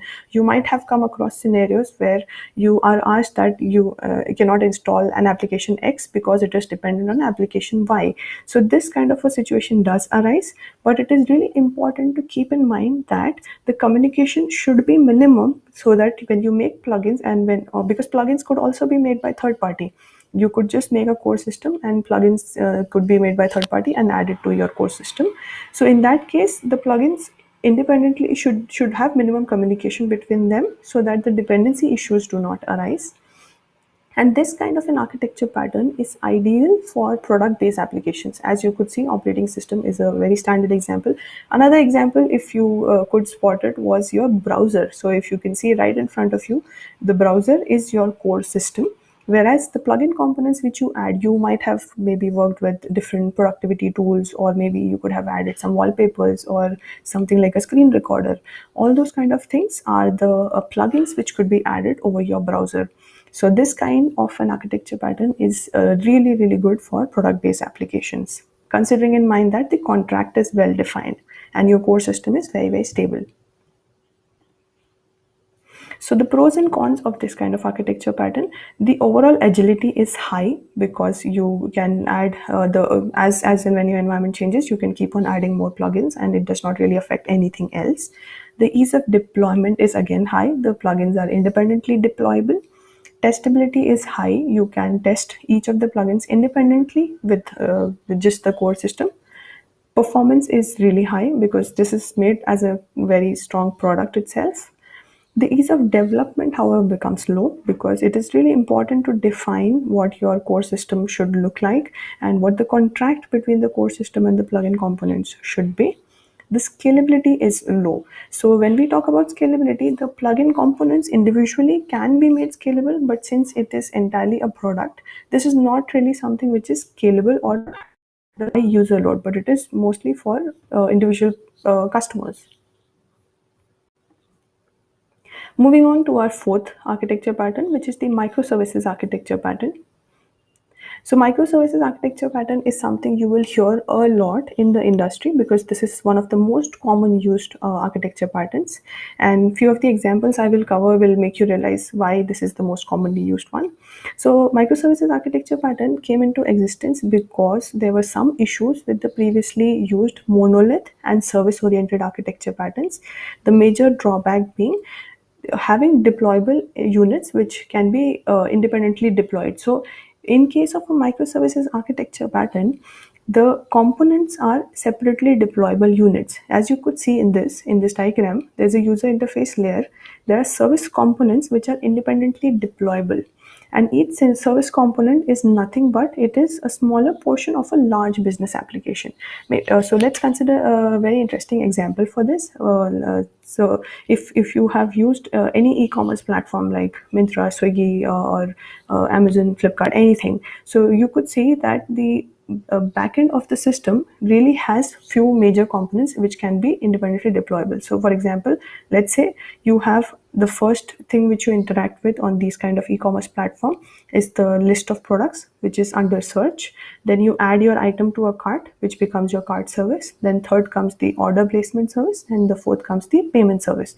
So if you on a very high level, if you divide your entire flow into these kind of service, so each of the components becomes a microservice which is independently deployable and also makes the entire architecture much more manageable. So one important thing that you need to keep in mind in this kind of an architecture pattern is the granularity.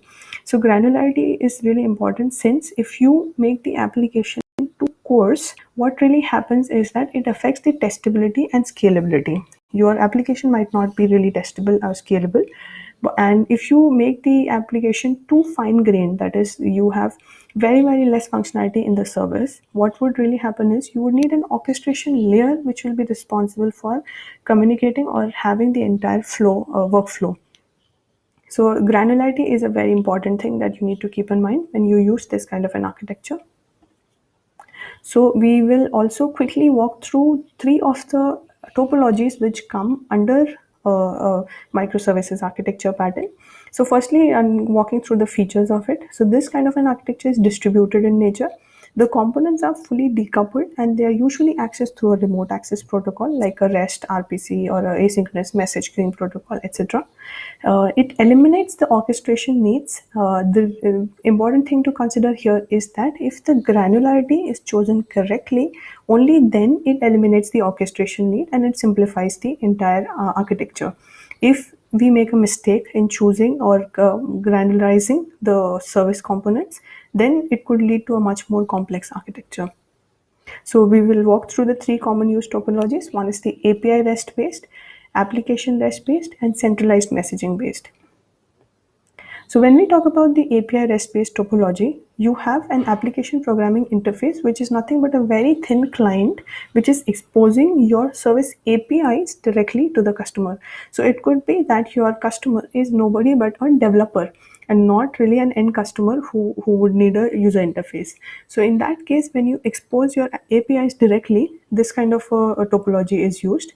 A classic example of this could be like a Google Drive. So Google Drive you definitely can access through the UI, but also you can access your Google Drive or whatever the contents of your drive are through APIs. So that kind of a topology where you are exposing your service endpoints via APIs is a microservices API REST-based topology. Application REST based. So in case of application REST based, what happens is you have a user interface layer which is more of a fat client, and it has a little business logic which is actually controlling the flow of the services. So in this case also, one thing to note is that the service components are usually more larger and they have much more logic as compared to API, because API would still be much more simpler operations, whereas in this case what you have is the user interface layer takes care of orchestrating whatever the basic business logic would be and calling the service components accordingly. So one classic example of this is the e-commerce application which you open maybe on a browser or an Android. So you have the user interface layer through which you connect to it, whereas in the backend there is a microservices architecture which is followed, where the components are called through the interface layer. Central messaging topology. So when we talk about central messaging topology, everything remains the same, only the interaction from the user layer to the service component changes. And instead of using REST-based calls, we are using a message broker, something like queuing platform or something like a RabbitMQ or a Kafka, to pass on events to the services. This kind of an architecture pattern is really important if you want to build asynchronous and very highly scalable applications. Since you could see that the call is not synchronous from user interface to message broker, it is an asynchronous call. So that is why your application would be highly scalable. Also, this is majorly used by larger business applications which have sophisticated control over the TCP and the entire communication. So this is not something you should start off with. Maybe we should start off with something which is a synchronous call from user interface to this, and eventually move to an asynchronous call through a message broker. So quickly going through the pros and cons of this kind of an architecture.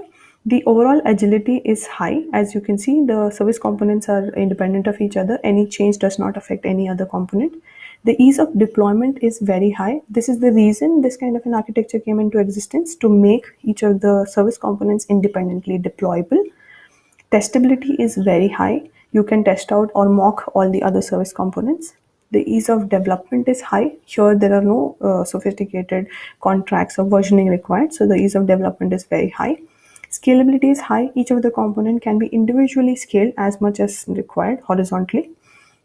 Performance is low. So the only drawback of a microservices architecture pattern is that by default the performance is low. The application is not as responsive as it should have been, but there are ways to circumvent it, and you could potentially make it high performance by adding load balancers or adding more things before the application architecture and making it more performant.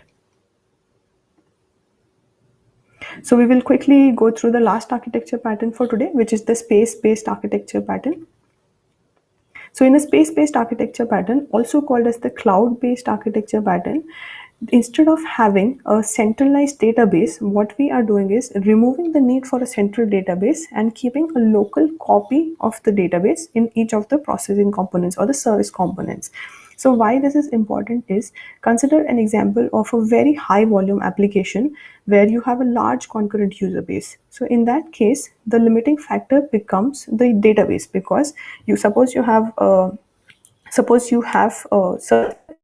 behind it you have the database layer, and ahead of the service layer you have the user interface layer. So when a lot of user load is coming in, you can easily scale up the service layer and the application layer, but it is the bottleneck becomes the database layer, because of which what we are doing is, instead of keeping a centralized database, we are distributing that database and dividing it in with keeping a local copy of the database in each of the processing units. There are two major components in it, the processing unit and the virtualized middleware. We'll quickly walk through what each of the component does.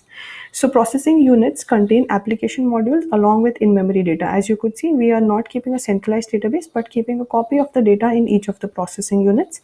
The virtualized middleware handles all the housekeeping and communication. So what it really means is that since the data is not centralized anymore, you have distributed and split the data across different processing units, the data should be in sync. So virtualized middleware's responsibility is to take care that data is always in sync, and also here taking care of routing each of the requests. So the four major components within a virtualized middleware, which is messaging grid, data grid, processing grid, and deployment manager, each of these are responsible for taking care of how the request should go through and how the data is always maintained in sync.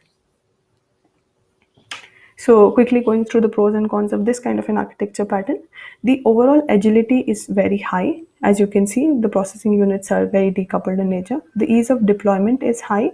Performance is very high because these kind of applications are very, very responsive. We have removed the need for central database, and the requests are served with very high response, very, very high responsiveness. Scalability is high.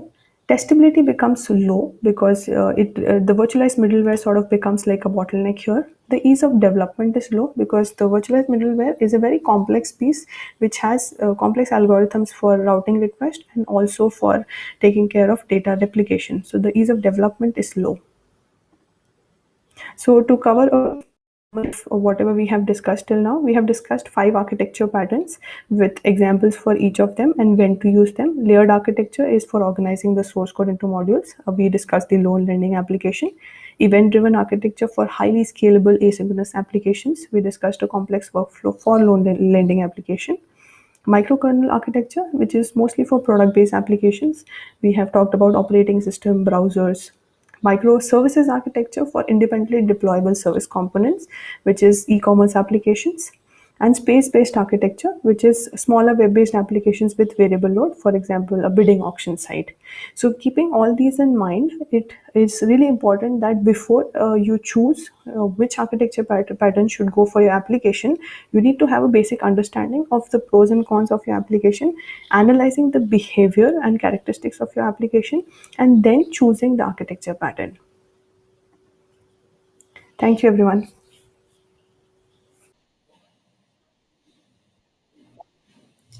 Thank you so much, Vinita, for this amazing session, giving us insights on importance of having the right architecture before we start to code.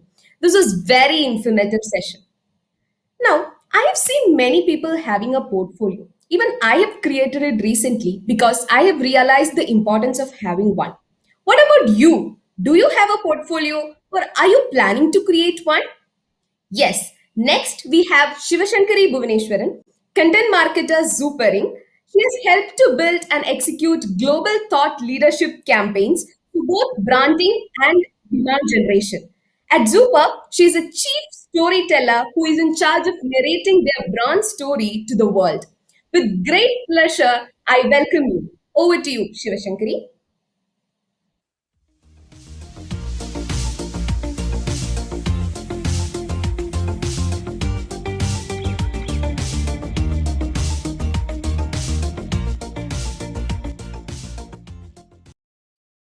Hey all, this is Shubhu. I work as a content marketer for Zopa Inc.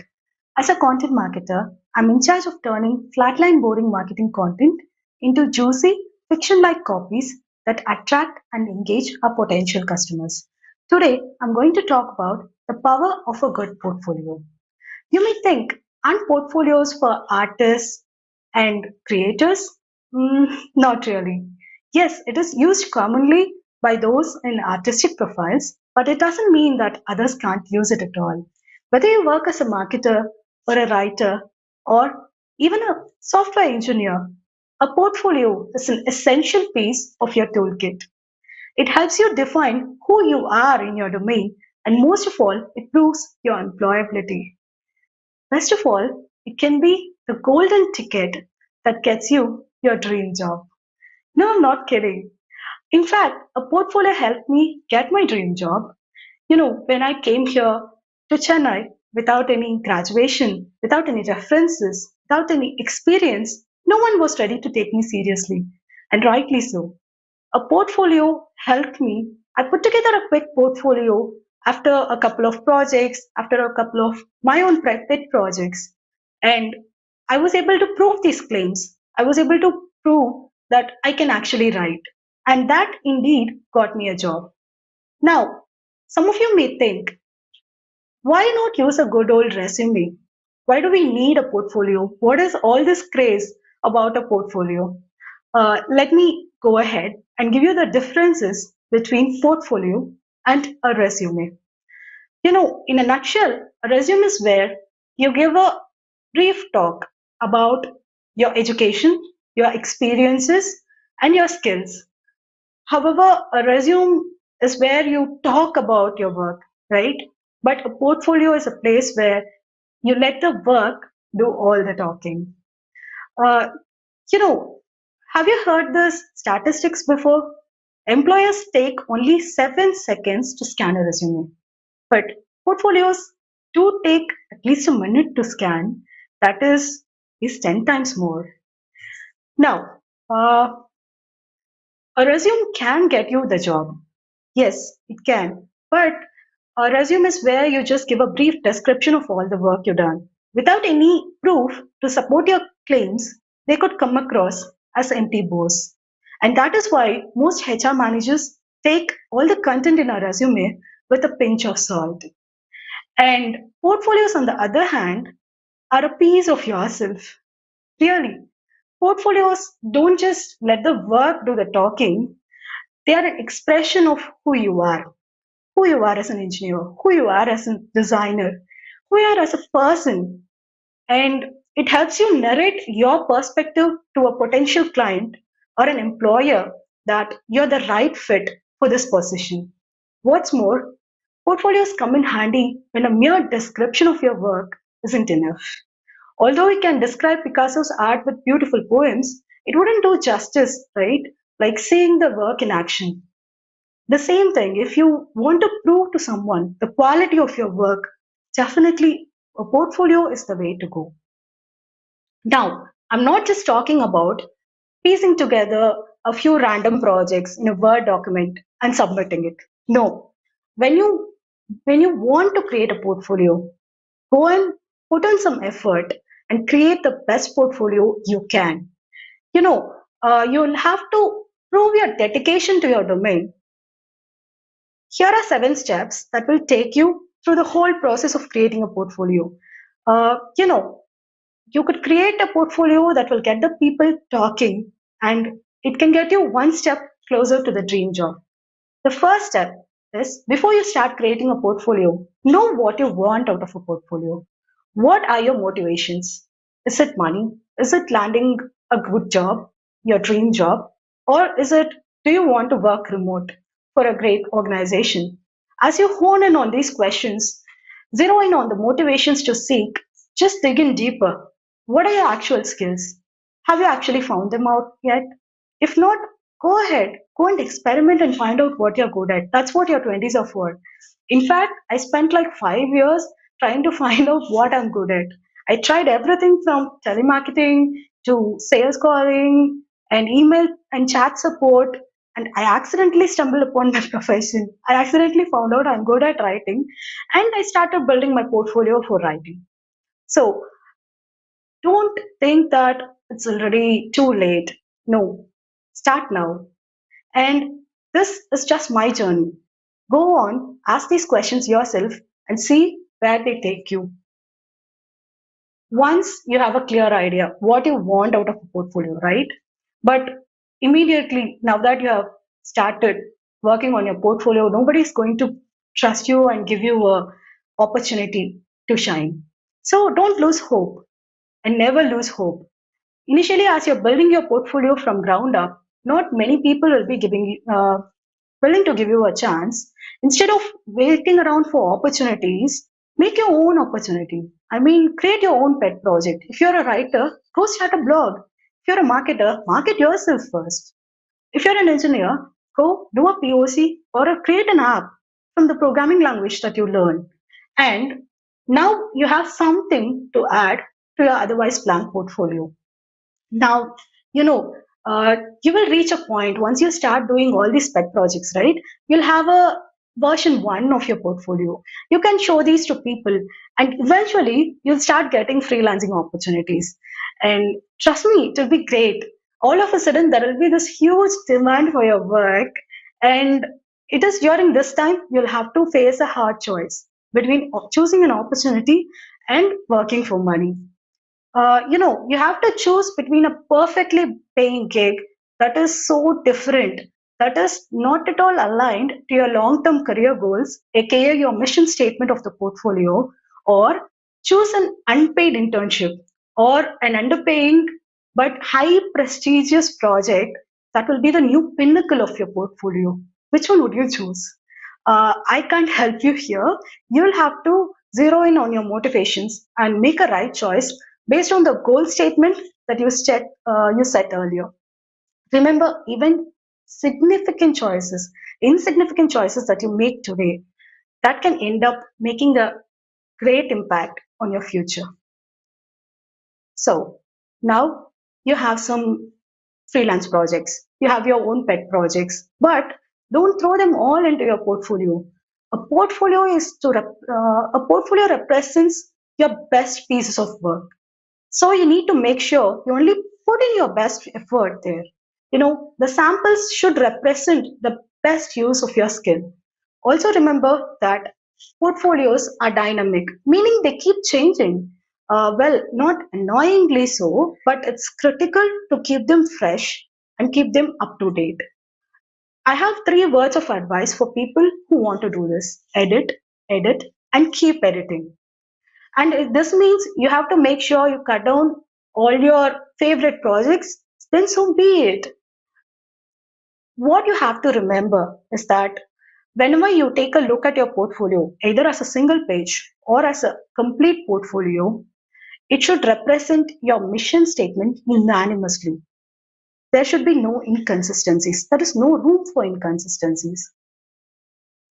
And whenever we do something, right, whenever we do something that we are good at, we tend to we tend to get stuck in a rut.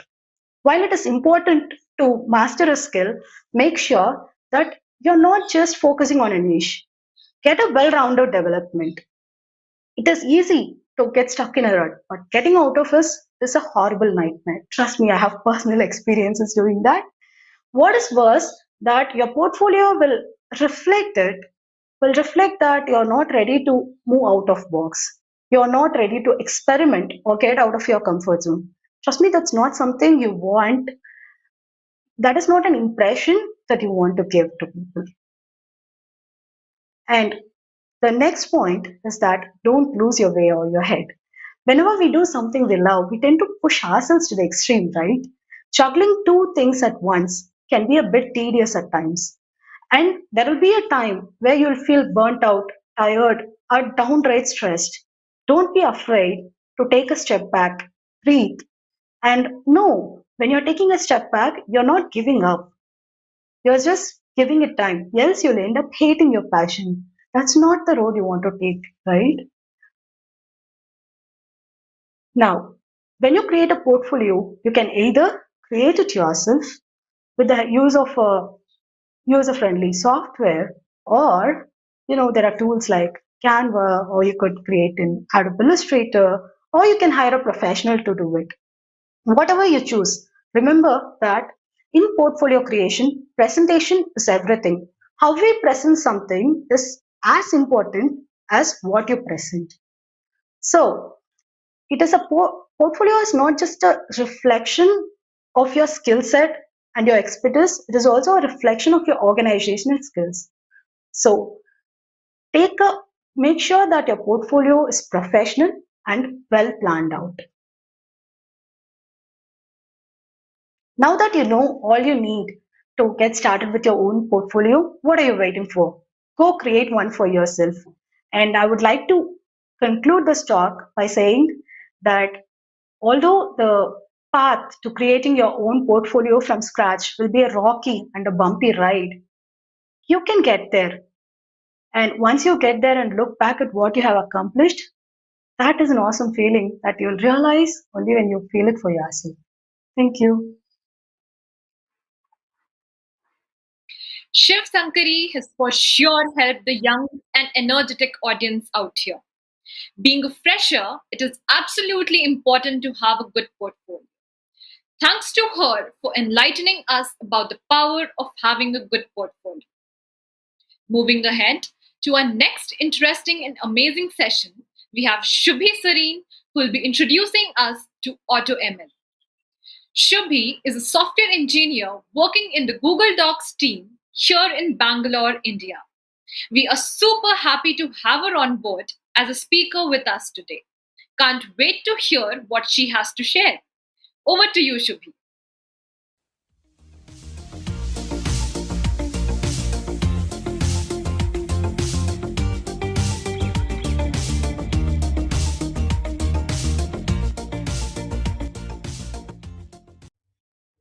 Hello everyone, I am Shubhi and today I'll be talking about AutoML. A little bit about me. I have been a software engineer in the Google Dots team for the last 1 year and 9 months, and I joined right after my bachelor's. Before we move into AutoML, let's take a closer look into the evolution of machine learning algorithms.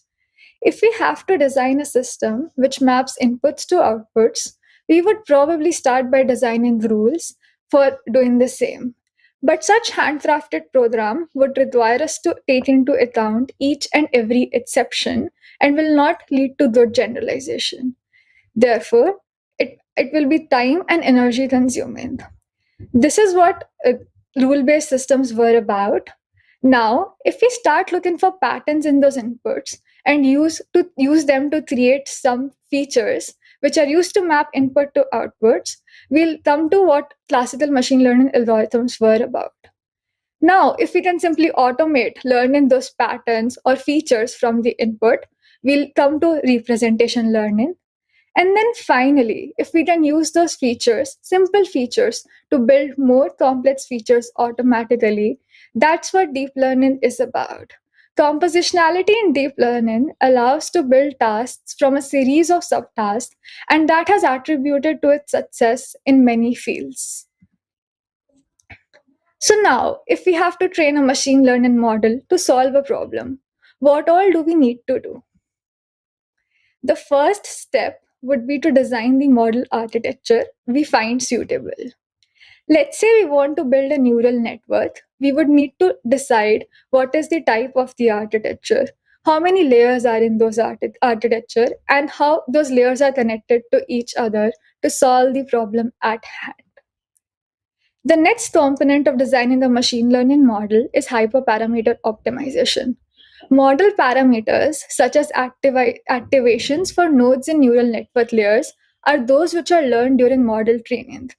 But hyperparameters are something like adjustable knobs, which can be used to tune the model in order to obtain optimal performance. They are not learned from training data at hand. This includes parameters like learning rate, which, when training the model, determine the step size at each iteration when moving towards a minimum for the loss function. So now the bigger question is, why AutoML? AutoML allows us to automate the entire process of selecting and training models, taking human beings completely out of the loop. It can considerably reduce human effort and the associated time cost. It is also important to reduce the biases which humans introduce to the model and at the same time improve the performance of the model by training them to problems at hand. So, what all can we automate? First is, of course, feature engineering, which we have already looked at how representation learning and deep learning have automated. So, what next? The next is that we can automate model selection, that is automatically designing the architecture of a network which is optimal to solve the problem at hand. And finally, we can also automate the optimizing the model performance, wherein we don't manually choose the hyperparameters. Let's take a deeper look at model selection. As the name suggests, neural architecture search is the process of automatically designing neural networks. For the purpose of this talk, let's consider convolutional neural networks. CNN architecture consists mostly of several convolutions pooling and fully connected layers. Let's understand the basic intuition of convolution and pooling before moving forward. Convolution layer is like a filter, which when applied to a window in the image produces a new feature. And pooling layer is used to reduce the size of the volume to reduce the computation time. Two main types of poolings which are used are math pooling and average pooling. Math pooling, when applied to a window, takes out the maximum value from that. Similarly, average boolean takes the average from that. When designing CNNs, the choices we need to make are, first of all, deciding on the depth of the network. That is, how many layers do we want our network to be? Next is deciding what are the type of various layers. And finally, how these layers are connected to each other. State of the art CNN architectures have become deep and complex, which indicate tune in significant number of design parameters for a specific dataset. Therefore, trial and error or expert knowledge is required. Here you can see the architecture for RuralNet and DenseNet and their inherent complexity, which would require a lot of time and human investment to come up with. Thus, automatically designing CNNs could be extremely beneficial. Now, can we model this problem as a search problem to find an optimal neural architecture? When we think about it like a search problem, what are the components we would require? The first is to determine a search space. For neural architecture, search space is the space of all possible networks, basically for all possible configurations and all possible types and so on. Next, this search space is infinitely huge, and therefore we can't test every network in that for optimality. We need to define a search strategy to look up architectures in the space, and this corresponds to finding out the appropriate search strategy. It could correspond to many algorithms like reinforcement learning, evolutionary algorithms, and so on. Once this search strategy provides us with a neural network, we would like to estimate its performance on the problem we were trying to initially solve, and then accordingly update the strategy to look up the next architecture.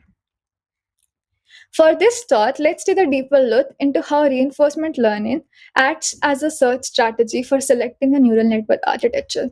The basic intuition behind reinforcement learning is that we have an agent which performs some action governed by a policy. The policy is parameterized by theta. Then the agent updates the theta to find based on the reward from the action taken. Here, the action of the agent to find a neural network is to produce a network, and its reward is the accuracy of the produced network achieved on a validation set. The paper by Zoff et al. Explored a gradient based method for finding good architecture. Their core idea was that connectivity of a neural network can be specified using the configuration string, such as defining the filter height, filter width, number of filters, and so on. Once we know that, we use a controller to generate this particular configuration string. Finally, we train the generated architecture to see how it fits our problem. And then we update the controller based on the validation accuracy of the trained model. The core idea, therefore, is to use a recurrent neural network as a controller, which determines an architecture with a probability. Then a network with that architecture is trained, and its accuracy is used to finally update the controller. This image shows how recurrent neural networks sample a simple convolutional network. It predicts filter height, filter width, stride height, stride width, and number of filters for one layer and repeats. The policy theta for the agent here are the parameters of the RNN, which is producing this configuration stream. And action of the agent is the model parameter for the convolutional networks. The RNN updates its parameter in such a way that the expected validation accuracy of the proposed architecture is maximized. So now that we have come up with a model architecture, let's talk about how we can optimize it to achieve the best possible performance. This includes hyperparameter tuning, wherein we need to find a set of hyperparameters which yields an optimal model. Optimality is defined as minimizing the loss of on an independent data which is not used for training. The naive approach is to evaluate all possible combinations of hyperparameters. But hyperparameter space is a multidimensional space with infinitely many possible values. It is not possible to test out all these combinations. Next come random search, where we test random combinations of hyperparameters from a statistical distribution until a desirable performance is achieved. And without going into much detail, Bayesian optimization builds a probabilistic model of the objective function and uses it to determine the best possible hyperparameters to evaluate the true objective function of the model. There are other methods as well, such as grid search or using evolutionary algorithms. So, overall, we have taken a look on how feature engineering was automated using deep learning and reinforcement learning, how deep learning itself was automated by finding the optimal model structure using neural architecture search, and finally, how its performance was best tuned by finding the optimal hyperparameters using hyperparameter optimization. Now, CloudML enables developers with limited machine learning expertise to train high quality models specific to their business needs. It allows you to build your own custom machine learning model in minutes. Here is an introductory video which I would like to show you all on the same, which can also be found on the CloudML website. We want to make AI technology for image analysis easily accessible for enterprises, so we created Cloud AutoML Vision. Currently, to perform image analysis on Google Cloud Platform, developers can use the Vision API to access a pre-trained model or design and train a custom model with Cloud Machine Learning Engine. Let's say you're a meteorologist and want to train a model to identify different types of clouds, like cumulus, cumulonimbus, or stratus, to predict upcoming weather patterns or flight plans. If you tried this with the Vision API, here are the labels you'd get back. It wasn't trained specifically to identify different types of clouds. What if you want to train a model to classify images specific to your dataset without writing model code? Cloud AutoML Vision lets businesses and developers with limited machine learning expertise train custom vision models for their own use cases. Developers can upload their own labeled or unlabeled dataset, train and manage their models, and use those models directly from the cloud to make predictions. Let's take a look at the AutoML UI. Begin by uploading your images to Cloud AutoML. Then, press the Train button to train a custom model on your image dataset. When training completes, analysis and stats of the model quality are available directly in the AutoML UI. Next, use your model to generate a prediction on new data, either in the UI or with a simple REST API call. This process is easy from start to finish. Simply upload your data, and Cloud AutoML Vision will handle scalably training and serving the high-quality model. You can learn more here. So CloudML is an easy-to-use interface which can allow you to enable your programs with machine learning without having a huge expertise in it.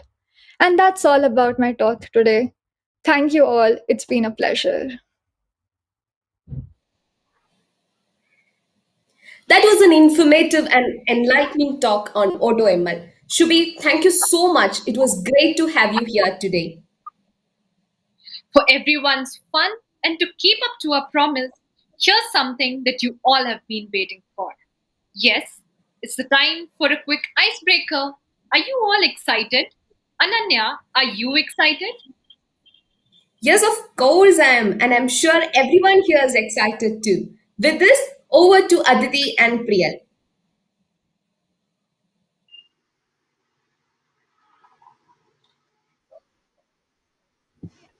Yeah. So, warm welcome to everyone who is joining with us today to this interesting session of IWD 2021. We hope everyone is having a great time attending sessions and making the best out of it.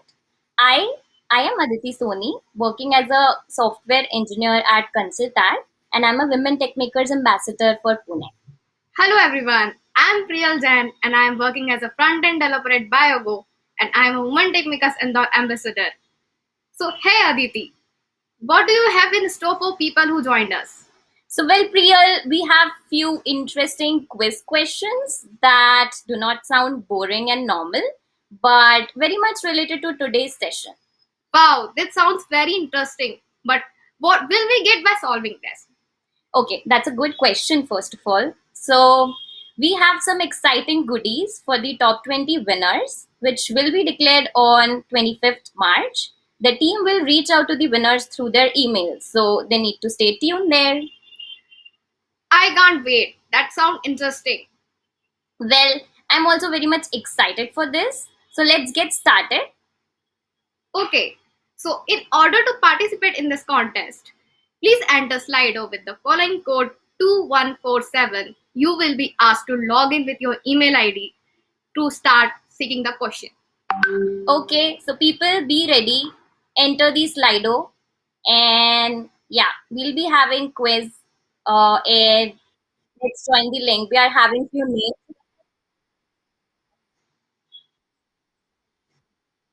Hurry up, So Rashika has joined us. We also have Divyanshu, Pragati, yeah, Anjali, Sahil. and all lot.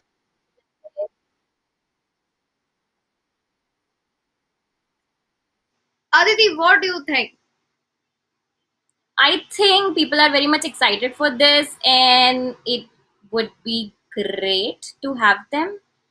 We also have lots of people are there. So, what do you think about this quiz, Priyal? I'm very excited for the quiz because there are lots of questions and lots of swags, lots of participations.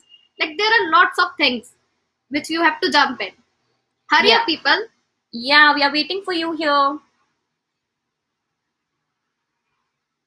Okay, so we have lots of people. Punita has joined us. Hi, Punita. And with it, Kritika, Yashika. Megha. Okay, we have lots of people with us. Are you excited? I'm very much excited. I'm also very much excited for this. Use the code hash that147. Yeah, guys, enter the Slido. We are waiting.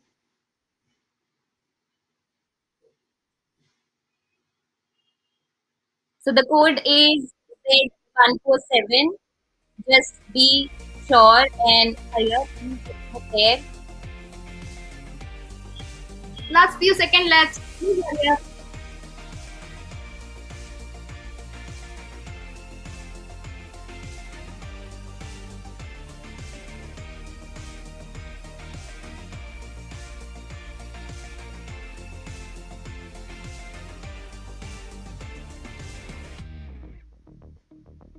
Okay, so I think I need to repeat the instructions again. In order to participate, you need to enter the Slido with the following code, which is on the screen, and you will be asked to log in with your email ID. Make sure you enter the correct email ID because we will be reaching out to you with that.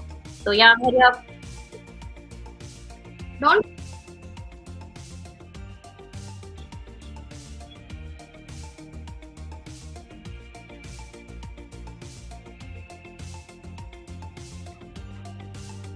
So we'll be starting in few seconds.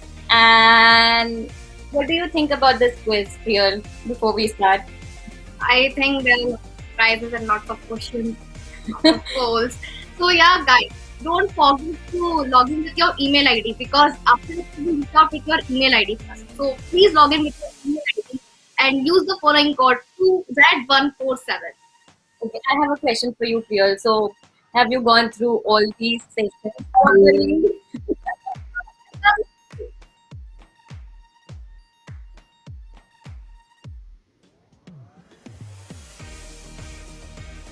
Okay, so I think we can start the quiz. Yeah. Correct? So let's have the very first question on the screen. So my first question is, I'm one of the layers in the layered architecture pattern, which has an interface used by the business layer. I am capable of persisting data in the database layer. You heard about me today? Who I am? Who am I? Database layer, persistence layer, business layer, presentation layer. What do you think about this? We have 20 seconds. That's saying I can see persistence layer is. I think we can have the correct answer now. What do you think the answer would be? Persistence layer would be the higher percentage, but yeah. Oh, so 35% people have answered the correct. So those who have not answered correct, we have more questions for you. So stay tuned. Let's move on to the next question. Go on, Aditi. Oh, so we have leaderboard, and the next question is: I fall between microservice-based architecture and a monolithic one. I'm considered ideal for the product-based applications. Which architecture am I? So do submit your answers. We'll be having the result and then the leaderboard for you. So what do you think the answer would be? Aditi, what do you think? Okay, let's jump to the correct answer.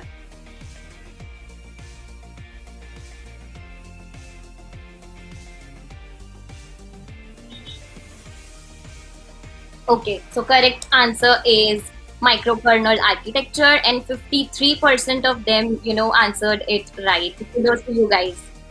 So Wow. let's move on to the next question.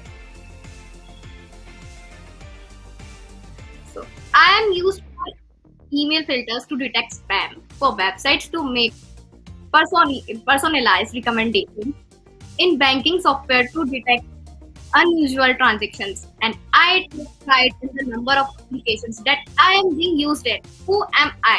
Here are the four options: machine learning, voice assistant, accelerated mobile pages, all of the above. So I think 69% people have answered machine learning. So guys, you are correct. It's machine learning. So great going till now. Let's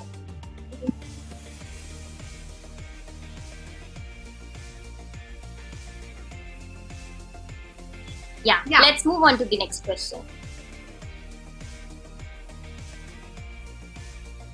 Here you go, Aditi.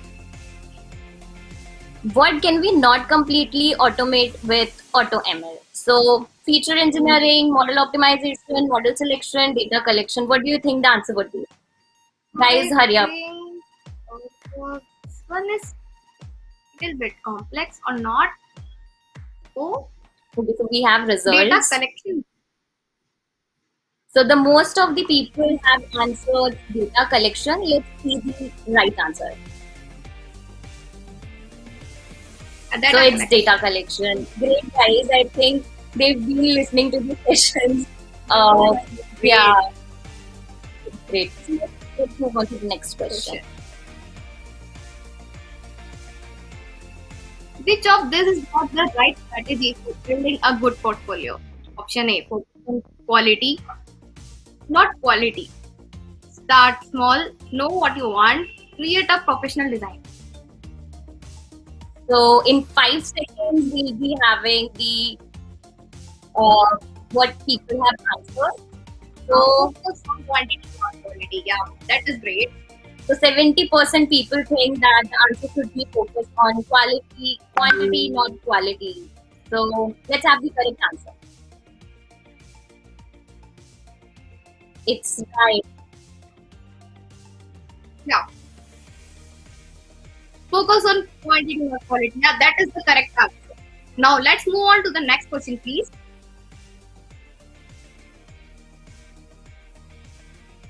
I'm a preferred technique for hyperparameter tuning. My worst case time complexity is big of n log n. Can you recall me? So the result is, and answer is options is random search, grid search, Bayesian optimization, or merge search. So let's see what people think. I think data structures people will answer very fastly. Yeah, they think Bayesian optimization should be the right answer. So let's have the correct answer. So merge sort. So Great, guys. 46% people think that it's Bison, but sorry guys, it's not. It's merge sort. So 29% people, kudos to you. Let's move on to the next question. I'm highly maintainable and flexible, loosely coupled and independently deployable service concept. Who am I? Options are microservices, layers, events, and microkernels. What do you think the answer would be? I think it should be microservices. If you think microservices, let's wait. Oh, 62% people are with me. Yeah, Let's see the correct answer. Absolutely. Yeah. So kudos to you guys, and plus 1 to 62%. Let's move on to the next question.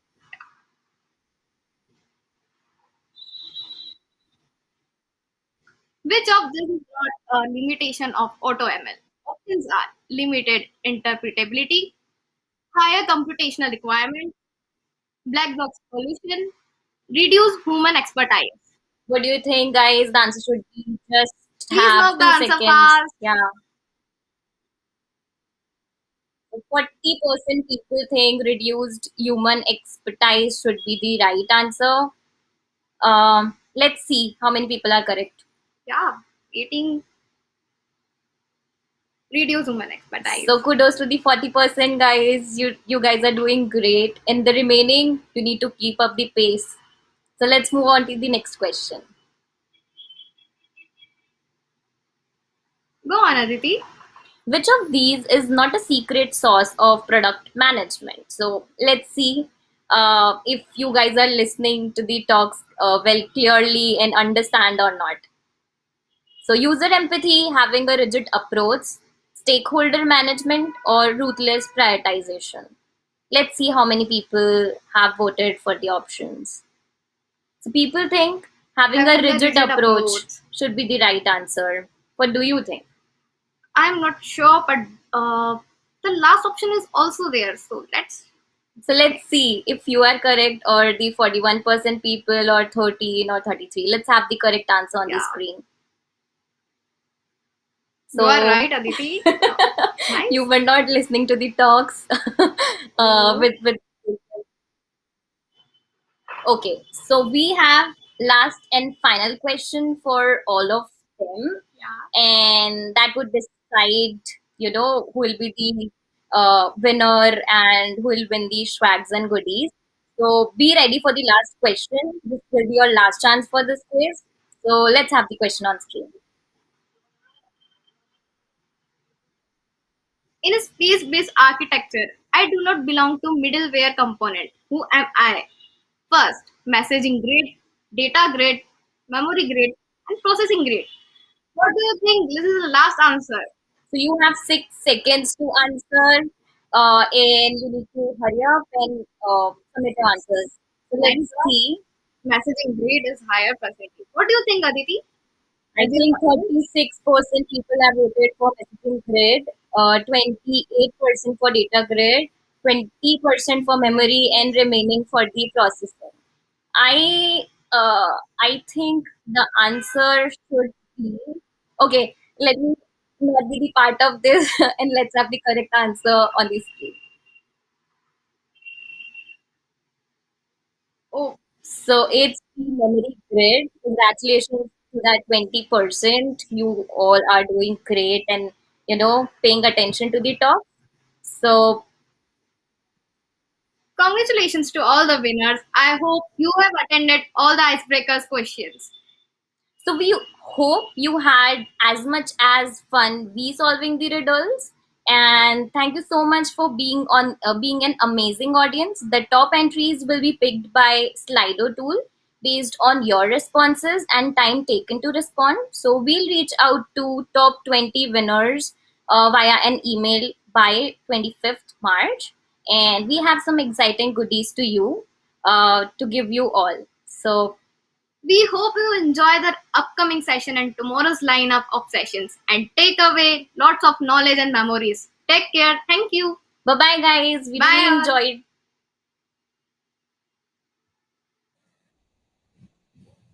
This was really interesting with lots of fun and learning together.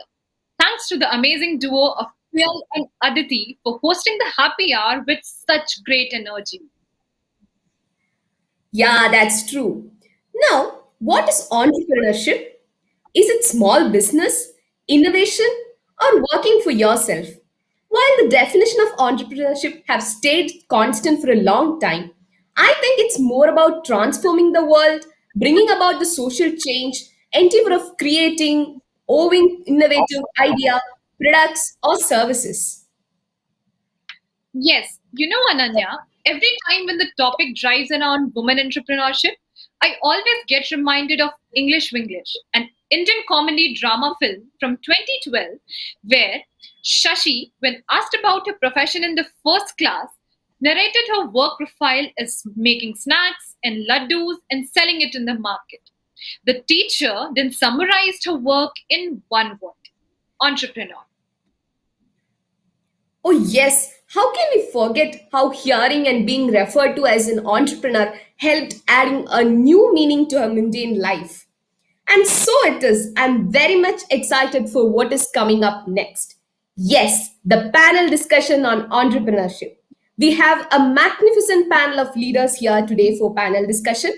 Vaishnavi, CTO and co-founder Doctrinal, Hema, founder lifestyle gamification specialist Walk the Talk Champion Hub, Somita, founder CEO Zenica Inclusive Fashion, and Sai Gol, founder and CEO Bharat Agri.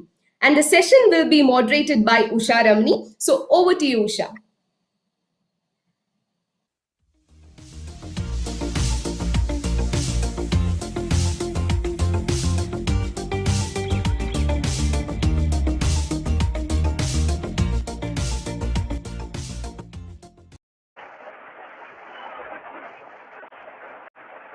Hello everyone. So excited to be here on this lovely Saturday afternoon. You had a lot of fun in the icebreaker session. Congratulations to all the winners. I'm Usha Ramani, co-founder of Gurujada and also the GD and WTM ambassador, and I'll be your moderator on this entrepreneurship panel. Our tagline for this season is Courage to Create, and that strikes a chord with entrepreneurs like no other. They say there is no force more powerful than a woman who is determined to rise. On the occasion of International Women's Day, we are shining spotlight on four such women. Vaishnavi Reddy, the CTO of Doctrinal Private Limited, Sai Gole of Bharat Agri, Saumita Basu of Zynica, and Hemadevi Nagarajan of Walk the Talk Champion Hub. Welcome, ladies. All these entrepreneurs are from joining us from different parts of the country and are working on niche areas of expertise, trying to create a change and an impact in a unique way. Yet there is one thing that is common in all of them, and that is passion. Passion to win, passion to succeed, to make a difference. Before going ahead, I want to quickly add that we will open the panel to questions towards the end of the session for 5 minutes. So if you have any questions for our panelists, feel free to ask in the chat. It will be helpful if you mention who's the question for. Without further delay, let's dive into knowing our panelists. Doctrinal Private Limited, run by Vaishnavi, is a point-of-care screening and diagnostic provider of non-invasive and proactive detection of diseases. Vaishnavi, tell us how you are planning to detect diseases proactively and how you started out with this idea. Yes, hello everybody. Thanks for having me. Yes, so Doctrinal is a screening platform for detection of respiratory diseases. How we do this is by collecting clinical data and the cough sound on an app. And this goes through our machine learning algorithms to detect for probability of having the disease or not. So our first product is for screening of tuberculosis. Aside in India, there's still tuberculosis prevalent in rural areas. So our first product is focused on tapping into the screening of this disease and running in government hospital in tandem with them to completely eradicate this disease. And to answer your question about how I came up with this is I was always passionate about solving rural healthcare problems and providing access to healthcare to resource-less regions of the country. And because of this led me to, find interest in artificial intelligence-based diagnostic methods. And this is how I have collaborated with my biologist friends and my software engineers to come up with this use case and started off. Thank you. Awesome. That's really inspiring. Thank you, Vaishnavi. Sai Gole is the founder of Bharat Agri, a personal advisory platform to farmers so that they can efficiently grow more. She also has found a place in the Forbes 30 under 30 list.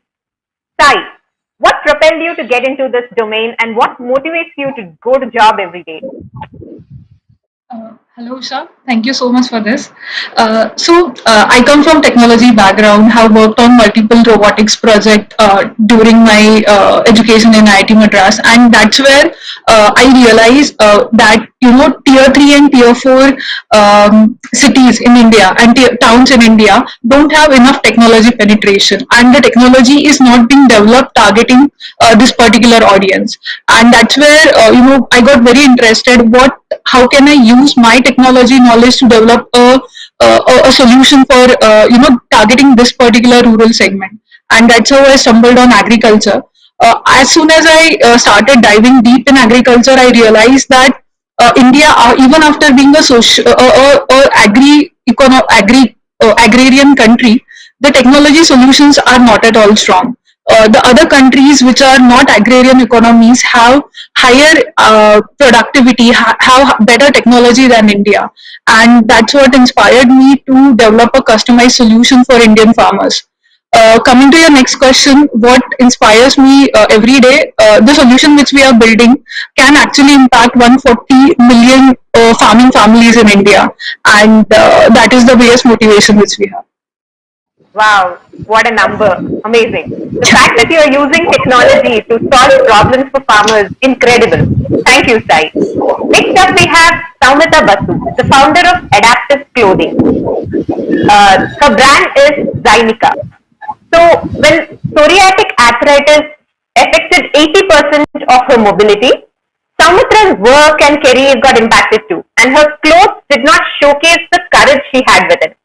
Determined to bring back that dignity and comfort to the clothing choices of people like her, Samvita started her own brand, Zynica. That's a true entrepreneur. Samvita, what did your journey look like? Hi, thanks so much for having me, Usha, and good evening, everyone.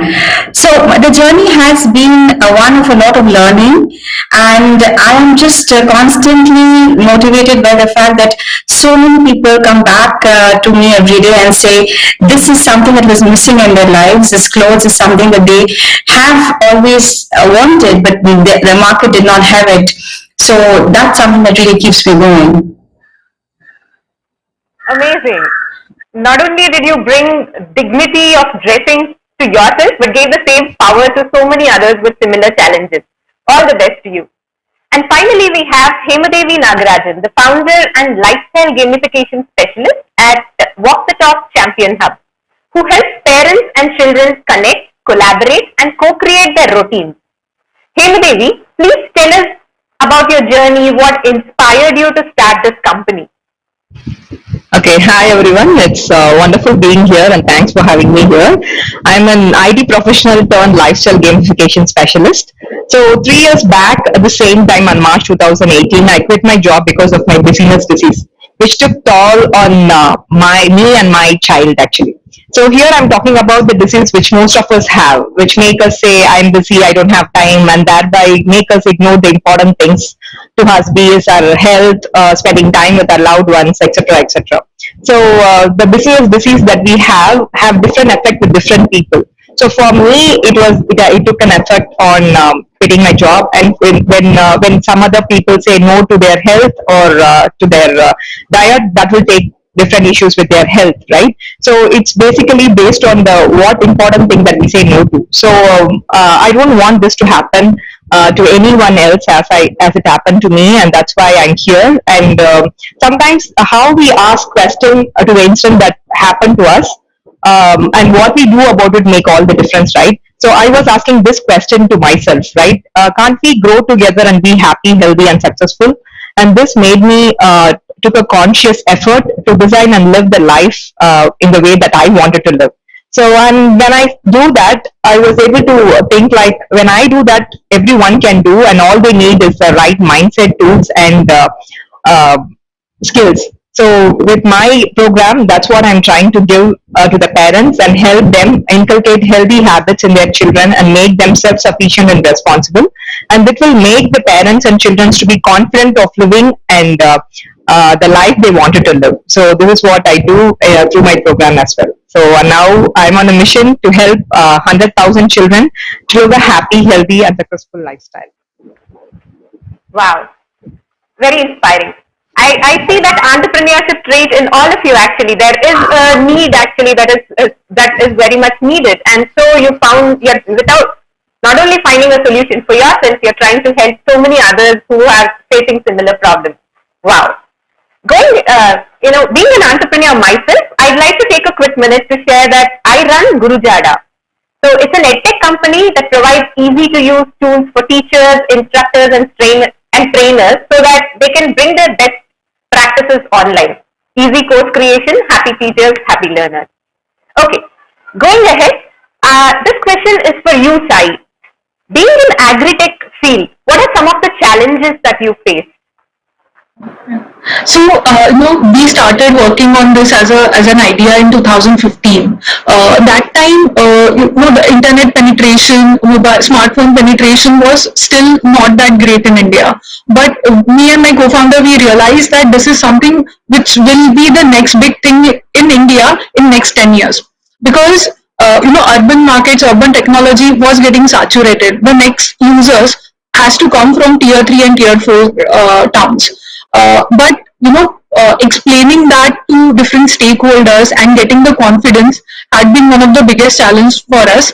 But we have been, we had the confidence to build the technology, get that technology for Indian farmers. So we could do that. The other challenge has been always that we are into personalization of information for farmers. In India, information is always considered free, whereas we are with our technology and our personalization brings a lot of different aspects of farming, scientific, and that's why it's a subscription channel. So when again we started charging for the subscription, there were a lot of speculation from stakeholders that Indian users will never pay. But I'm happy to tell you that we have 50,000 paying subscribers from tier 3 and tier 4 towns, and these are all farmers paying digitally to us. So all the challenges and all the speculations we could come over through that. Absolutely. Agri-tech needs to be the next big thing, but unfortunately in our country it is not so actually. But let us be hopeful. There is a lot of potential with entrepreneurs like you. There is lot to look forward to. Great. Definitely. Going ahead, actually, Vaishnavi, can you share a few challenges that you face because it is medical technology. So I'm sure actually there must be quite some.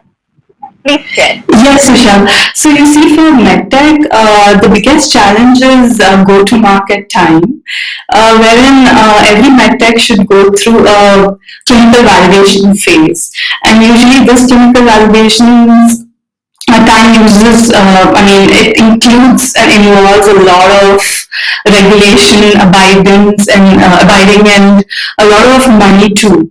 And and the average time for any medtech startup, which requires a lot of clinical validation, is around 3 to 5 years.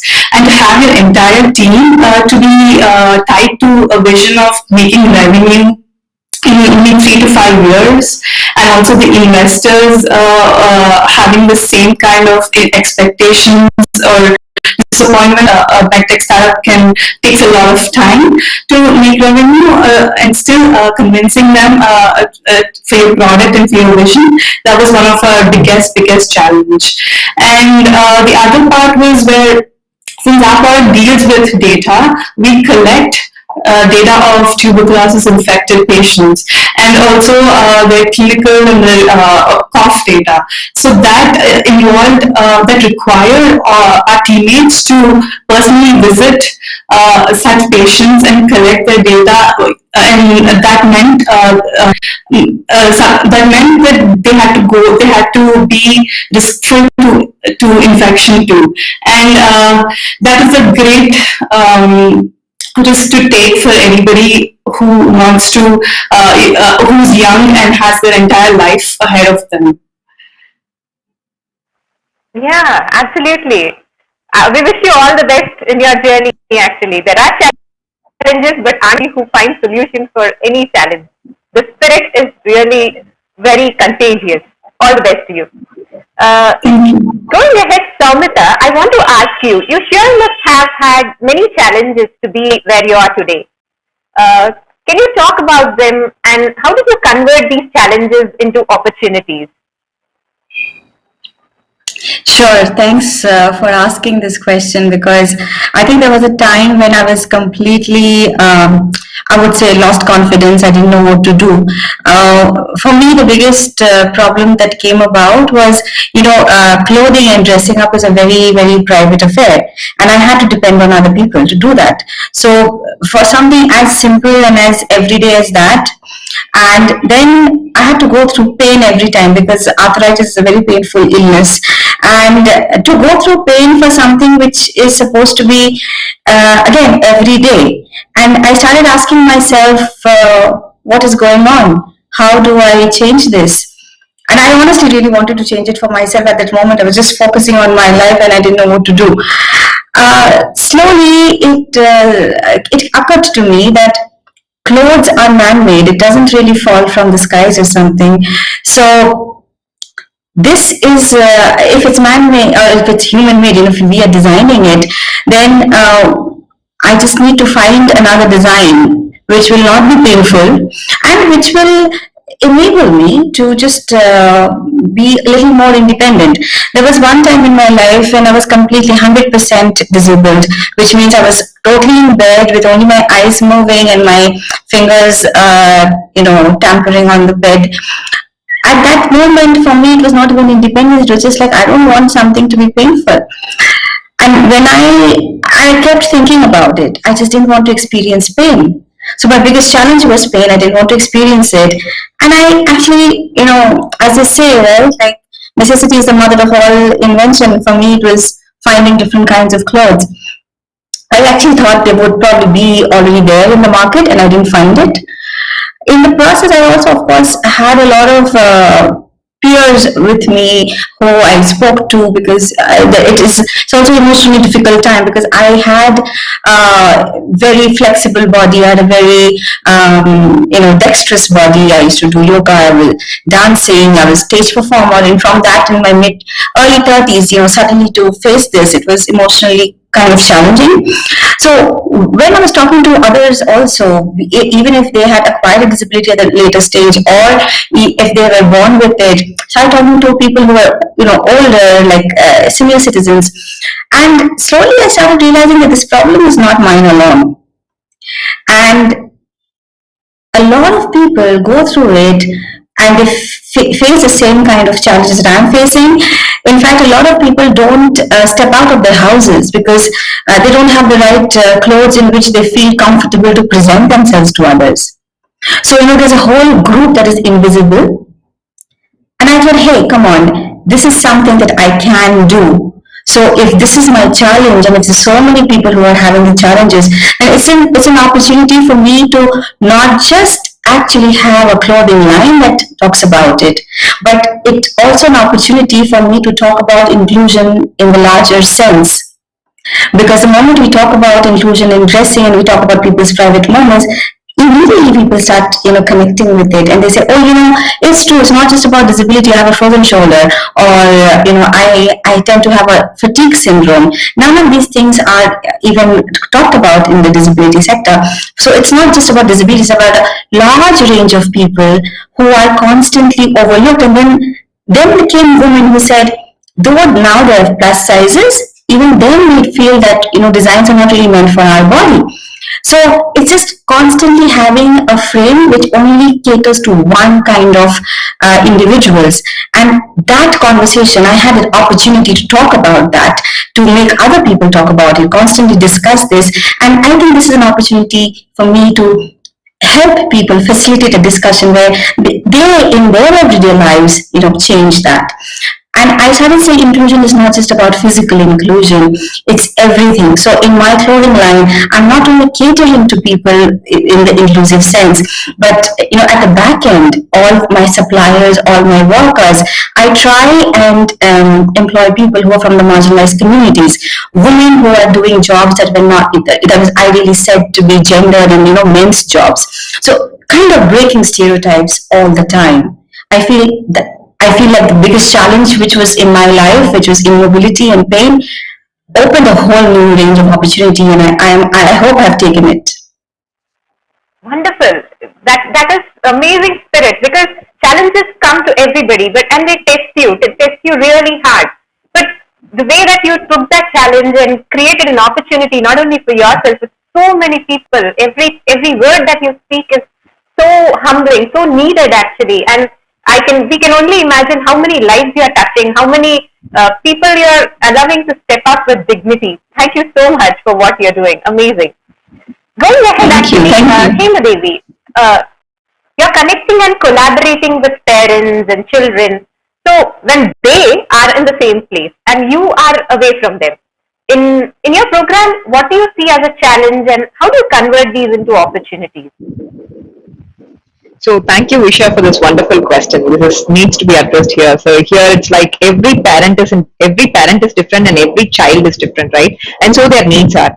And so as our differences, we also have some similarities, and that's what helping us to resonate with each other and make us belong to a community. So in my program, I'm leveraging the best use of all this. And this program appreciate the differences and similarities with each other in the family and allow them to connect, collaborate, and co-create their life. When I give that angle to it, it was no longer an obstacle. It was actually the right way. I mean, the obstacle is the way, and that's how I created this program as well. Wow. That was, even your scenario is something that is very much needed, because these are the kind that have to be addressed for the next generation actually, and you are at the right space actually. All the best. Going ahead, actually, Vaishnavi, I want to ask this question to you. What, according to you, has been your biggest learning so far? So I think having the right team who believe in the same problem that you're trying to solve, the same vision. So I would say find something that creates value and get a team equally as good, equally as valuable to implement and execute that. These two would be my biggest learnings. And the third one would be cash flow is everything for any startup. So product, team, cash flow, these three are something that if you have these three figured out, you can do wonders. Wow. So well said. Thank you. Going ahead, actually, I would want to ask you, Saumita, why do you think it is important to have enabling design that you are doing? Is it even possible to do that always? Yes, of course. I mean, this is something a lot of people asked me. People asked me, oh, you are trying to design something that people with even 80-90% disability can wear on their own. Is it even possible? Nobody has done that before. And my immediate answer was, we have gone to a stage where people plucked out cotton and then made yards out of it and created fabric. We are talking at a stage when people have gone to the moon and then back. So talking about impossibility is a mindset. It is not anything else. So once you have that attitude, you can do it. And then a lot of people also said that because I talk about inclusion and engaging design and enabling design in, let's say, workspaces, in your buildings, in your homes, in your cities and villages, everywhere, in your public transport. So the immediate answer very often is, oh, it must be really expensive. And the truth is, yes, in some cases it is an additional cost, but in most other cases it is just a mindset, it's a thought process. It's just thinking that, hey, I'm making this, can I make it 1 inch wider? Making something 1 inch wider most often doesn't take an extra cost. Or should I just make it round instead of something else? What people forget is that disability or some kind of physical challenge doesn't affect just a small group of people. It affects actually far more than we even have the courage to acknowledge. When you have a slip disc, so many people have it. When you have a knee pain, so many people have it. It is not a disability, but it is disabling. Very often, it's difficult for you to, take the fourth floor stair. That is when you need the enabling design. And why is it important? Because the moment you start engaging with people and enable them to engage back with you, to come in the same frame and speak with you, you are also empowered, because the society as a whole starts growing. Everybody has something that they are good at. Everybody has something to offer and something to contribute. By cutting them out because of the way you think and because of your designs, you are losing out. So it's not just about empowering other people and others who have a physical challenge. I always say this, and I think I repeat it to the point it probably has become my tagline, is that people have disabilities, but it's a society that is actually crippled if they cannot engage everybody. So well said. Can't agree more. Hema Devi, I want to ask you, help us understand why do you think it's important to design a lifestyle on your own? So that's what you do. So help us understand more about it. Definitely. So our lifestyle is highly distracted, right? Our decisions are not generally taken by us. It's been highly influenced by the advertisement, new channel, people, social and peer pressure. Even on children, it's been influencing right now. And these are I'm just to name a few, right? And many a times they are not helping us. So our clarity with focus is very important on what to do when and as well, right? So to be able to live the life in the way we wanted it, it's very important to have a clarity and the focus.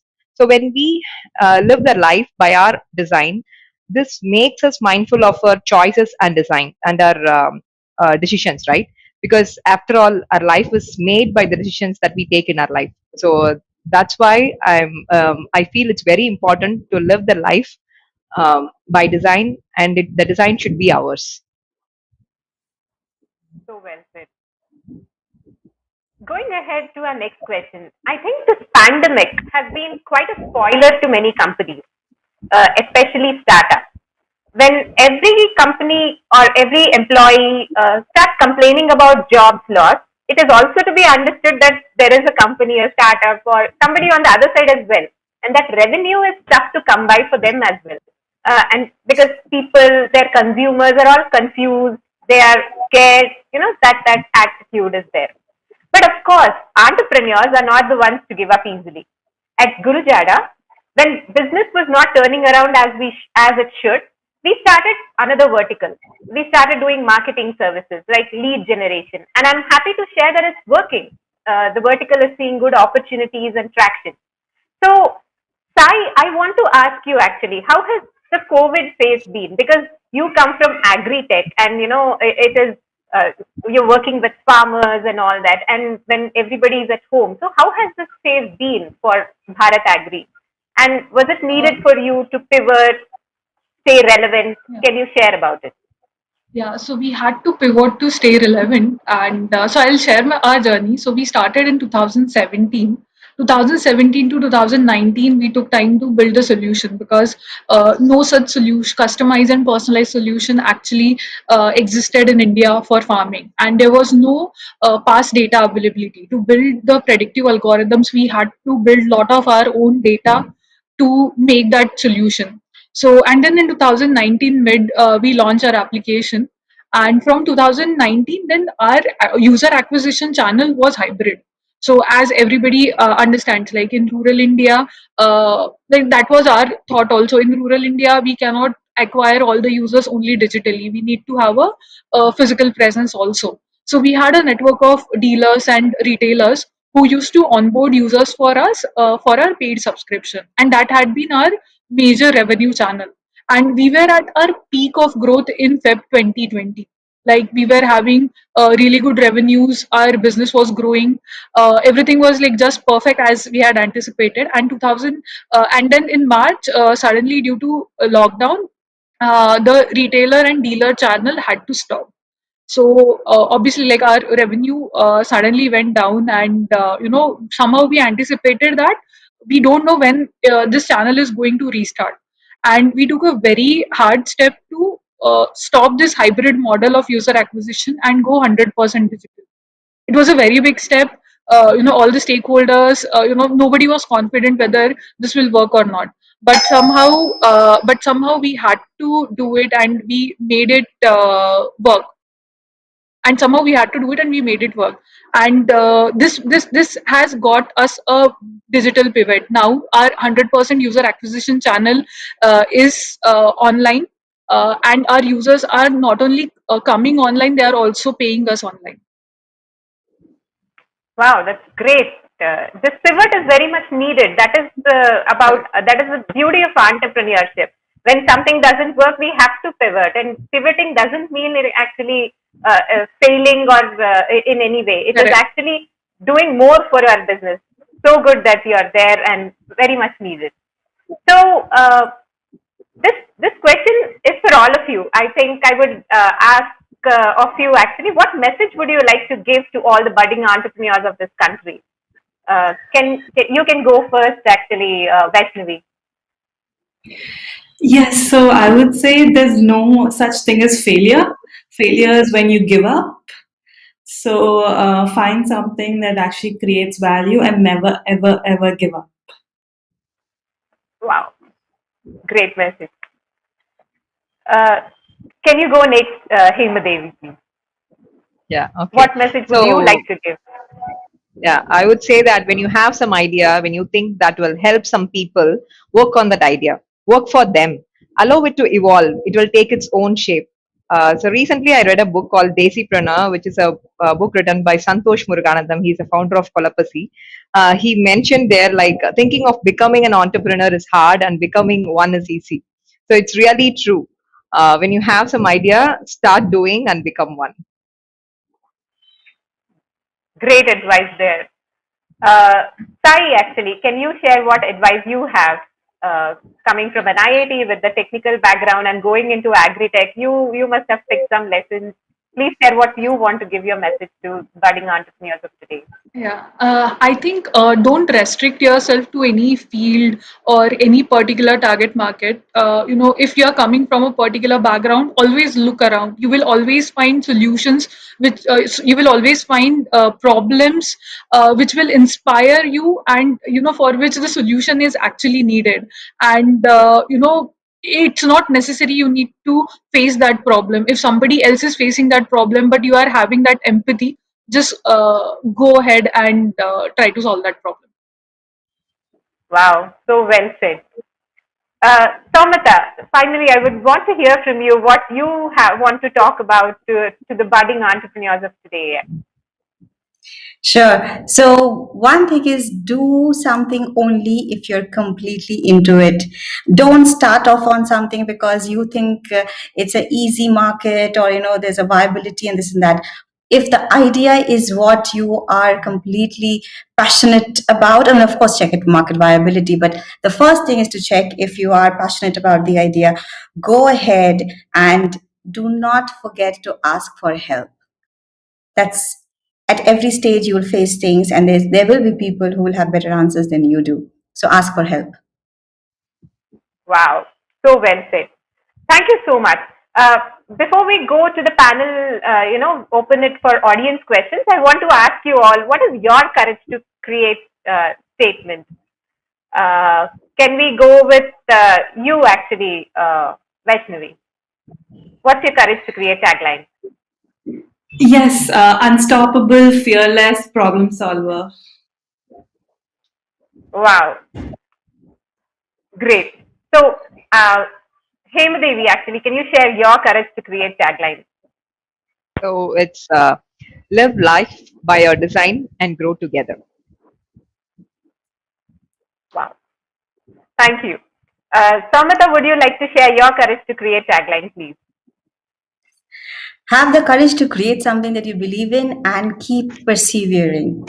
Do not stop just because it doesn't work at the first go. Absolutely. And Sai, please share your statement, please. Yeah, so I think it doesn't get easier. You get stronger and fearless. Absolutely.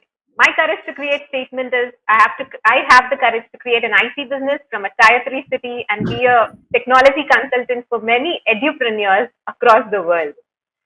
Uh, we now open the panel for audience questions. So can we have some questions here?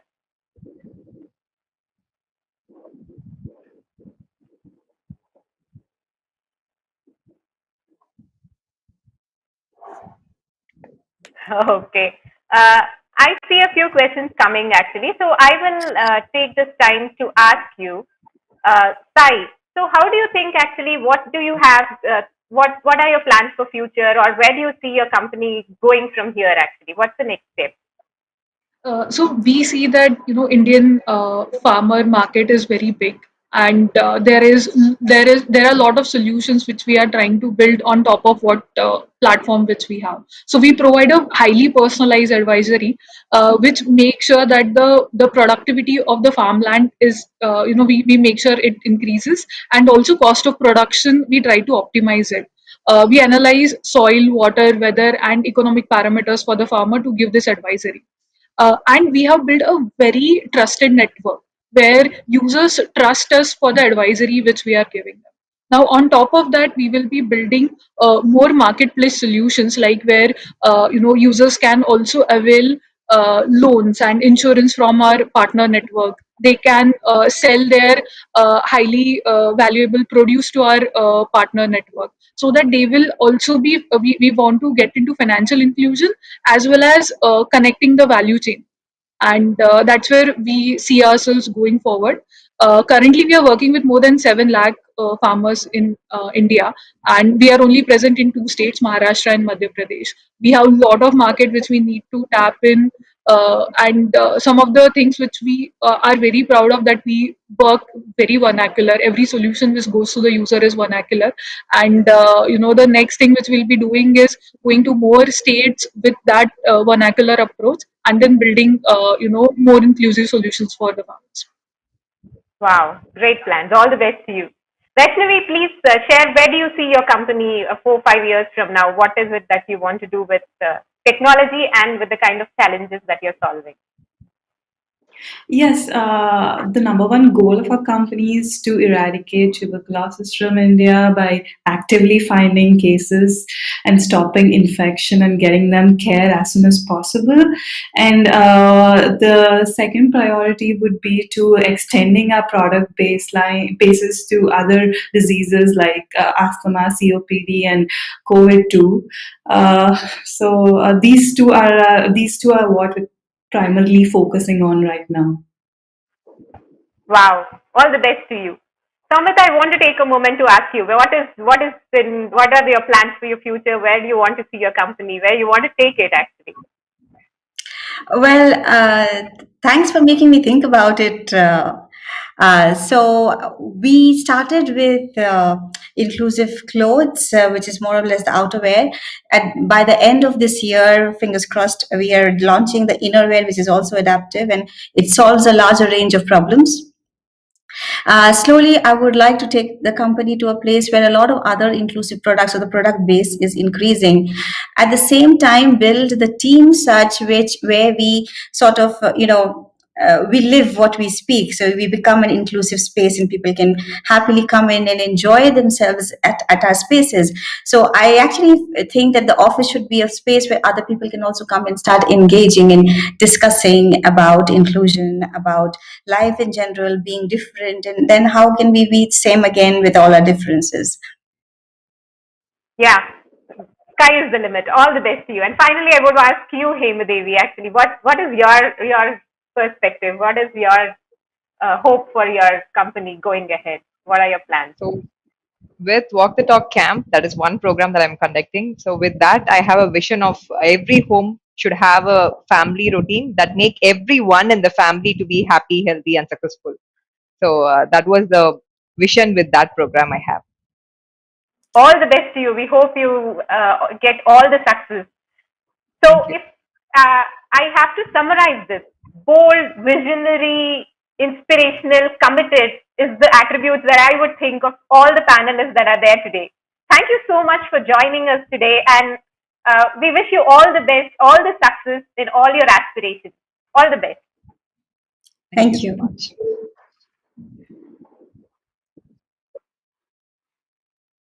Thank you, Vaishnavi, Hema, Somita, Saigole, for sparing out your time and joining us for this wonderful panel discussion. Huge thanks to Usha for hosting the discussion. This was super encouraging for all the lovely audience who's aspiring to become entrepreneurs. We now have Rahul Ravindran from Google to make a short announcement for women entrepreneurs seeking to receive mentorship. Hello everyone. On the occasion of International Women's Day India Summit, we are pleased to announce Startup Clinic, a mentorship program for women entrepreneurs and leaders. Within this program, we are bringing Googlers and subject matter experts to a common forum to provide mentorship on areas such as technology, product strategy, fundraising, among other areas. More information about the program will be shared in Google Devs India Twitter page in the coming days. Stay tuned for more updates. Thank you. Thank you, Rahul. We are excited to have this program rolled out. Can't wait for the applications to open up. Well, moving ahead, Ananya, have you ever faced an imposter syndrome? Yes, Priya, I have faced it. Sometimes I feel self doubt and am I good enough or achievements are worth it?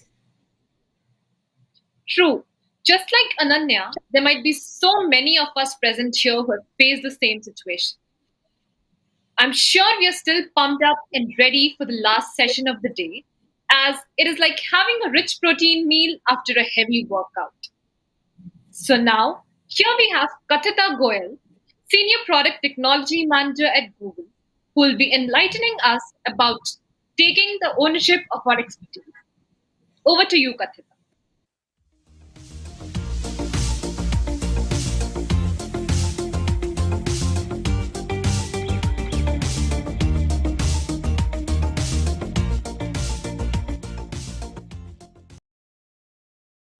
Hello, everyone, and thanks for joining in.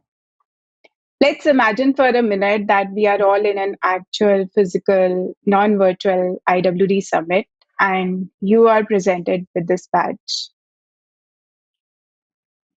Now, tell me how many of you feel comfortable wearing this badge? How many of you won't hide this badge in your bag or in your hands? If you're comfortable wearing this badge, please type yes in the chat.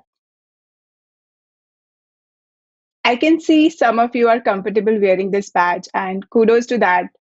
But if you're like majority here, you will shy away from wearing this badge because we have set really high bar for what an expert is or knows. Okay, tell me how many of you have a blog or have written a publication, spoken at a conference, contributed to open source, or maybe have received an award.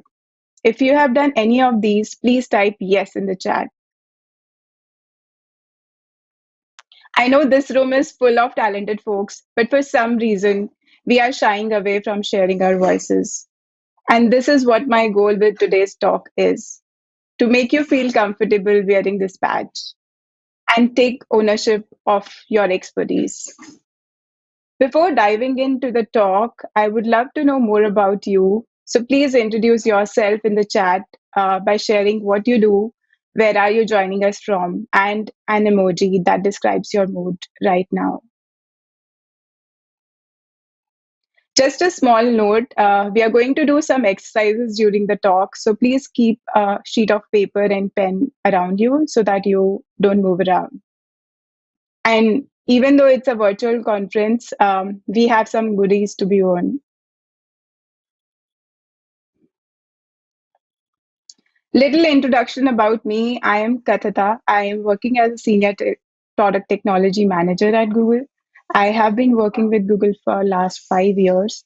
And apart from my core role, I have been facilitating internally as well as externally and have conducted I'm Remarkable workshops. Some of you might have attended those workshops. And in case you haven't, I will highly, highly recommend that you should join those workshops. I have also mentored in some of the hackathons built for Digital India. And since last year, I've been mentoring talented women engineers as part of Women Techmaker Engineering Fellowship Program. Last year, I also started growingold.in, which is a non-profit initiative with my friends to help elderly and caregivers. Now, if you ask me frankly, when I started any of these, the inner voice in me, yes, this host, kept telling me that I don't belong here because I don't have enough experience to get started with any of these. Has any of you felt this? Do you find this relatable? When you achieved something, you attributed it to luck, or you felt you do not deserve a promotion, or you felt you were not smart enough to take that initiative? If yes, please type agree in the chat. Essentially, it is our inability to internalize our accomplishment. And you will be surprised to know that not just you, 70% of the people have experienced this. And there is a term for it. It's called imposter syndrome. Thanks to Jessica, one of my colleagues, who introduced me to this. For those of you who are wondering what is imposter syndrome, as per Wikipedia, it is a psychological pattern which makes us doubt our self accomplishment, and we constantly fear of being, there is a constant fear of being exposed as a fraud. Imposter syndrome, it's not a personality trait or a defect. It's basically a reaction to certain events. And it's temporary. It can be overcome. And we are going to talk about how to overcome imposter syndrome. It can reoccur, and we will also talk about how we can counter that. It affects high achievers more than others and more often. We are going to cover that in the coming slides. And it also seems to impact women more often than men, which makes sense because we try to fit in the stereotypical image of what successful person looks like in our field.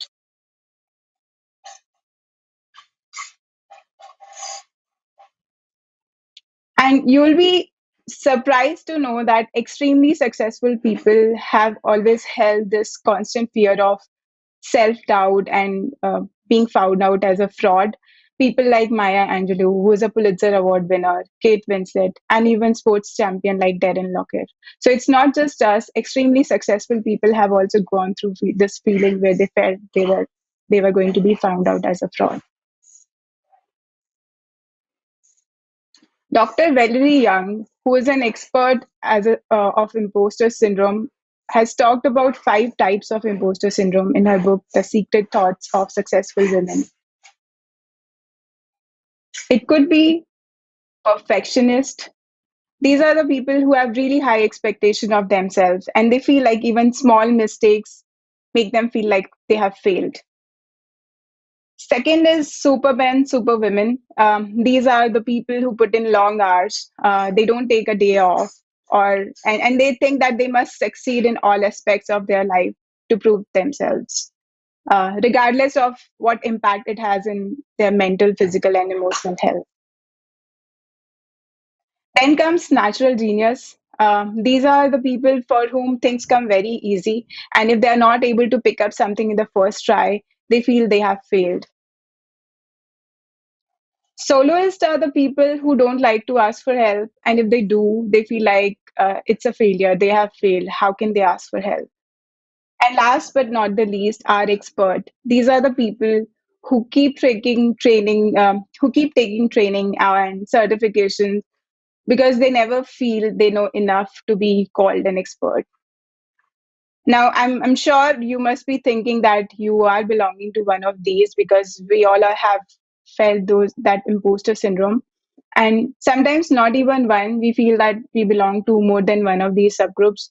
And this is what we should be aware of, that it is normal and all of us go through. Now let's try and visualize how we see imposter syndrome.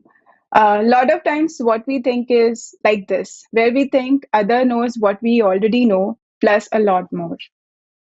But the reality is, it looks something like this, where we know something, they know something, and or maybe even like this, where they know a lot more than we know.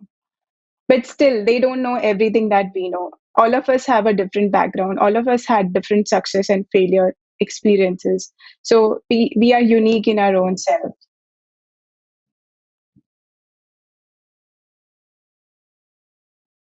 I was telling you how high achievers feel imposter syndrome more often than others. What happens in case of high achievers is at some point in time they have been the best or one of the best in the field, and suddenly when they surround themselves with other high achievers, they feel like they are not the experts anymore. But the thing is, we need to change our perspective. Instead of thinking of it like I'm not amazing like others, or everyone around me has a lot to offer, and thinking like you have failed, we need to change our perspective and look at it more like this, where we feel that they are as amazing as us and we have unique knowledge and talent to offer. Because the way you need to look at it is an opportunity to grow, because these are all our opportunities to grow, and a lot of times we take the step back thinking that we don't have anything to offer. Another reason why we feel imposter syndrome is because we start magnifying the levels above us. What I mean by that is we set some bar, we set some goal, and the time we achieve it, we start discounting our achievements. We take them for granted. I'm not saying that we should not be setting hard goal. What I'm saying is we should also appreciate what we have achieved. Because when we start overemphasizing on what is there to be achieved, what is success, we start feeling insecure about whatever we have achieved. We need to appreciate our achievements. By now, we all know that it has a feeling of self doubt. But apart from self doubt, there are many more ways in which imposter syndrome affects us. Definitely, it makes us doubt ourselves. It stops us from asking questions because we think if we ask those questions, people will think we don't know anything and we'll be exposed as fraud. It makes us feel negative or be defensive about things because, again, we start feeling like others will get to know. And in a lot more way, we start limiting ourselves because of this limited view of how we are not an expert, and therefore we limit our growing opportunities. And all in all, it limits our full potential.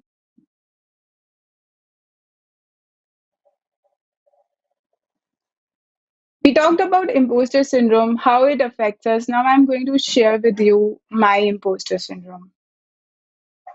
So when I joined Google, I joined as product technology manager.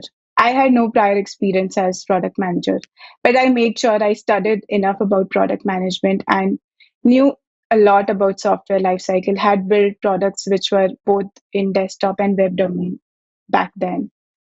However, when I joined Google, there was this feeling of being exposed as a fraud because uh, I felt like I don't have the experience to be belonging there. And I was telling you about inner voice. That inner voice kept telling me that I don't belong there. But if I look back and try to understand what happened back then,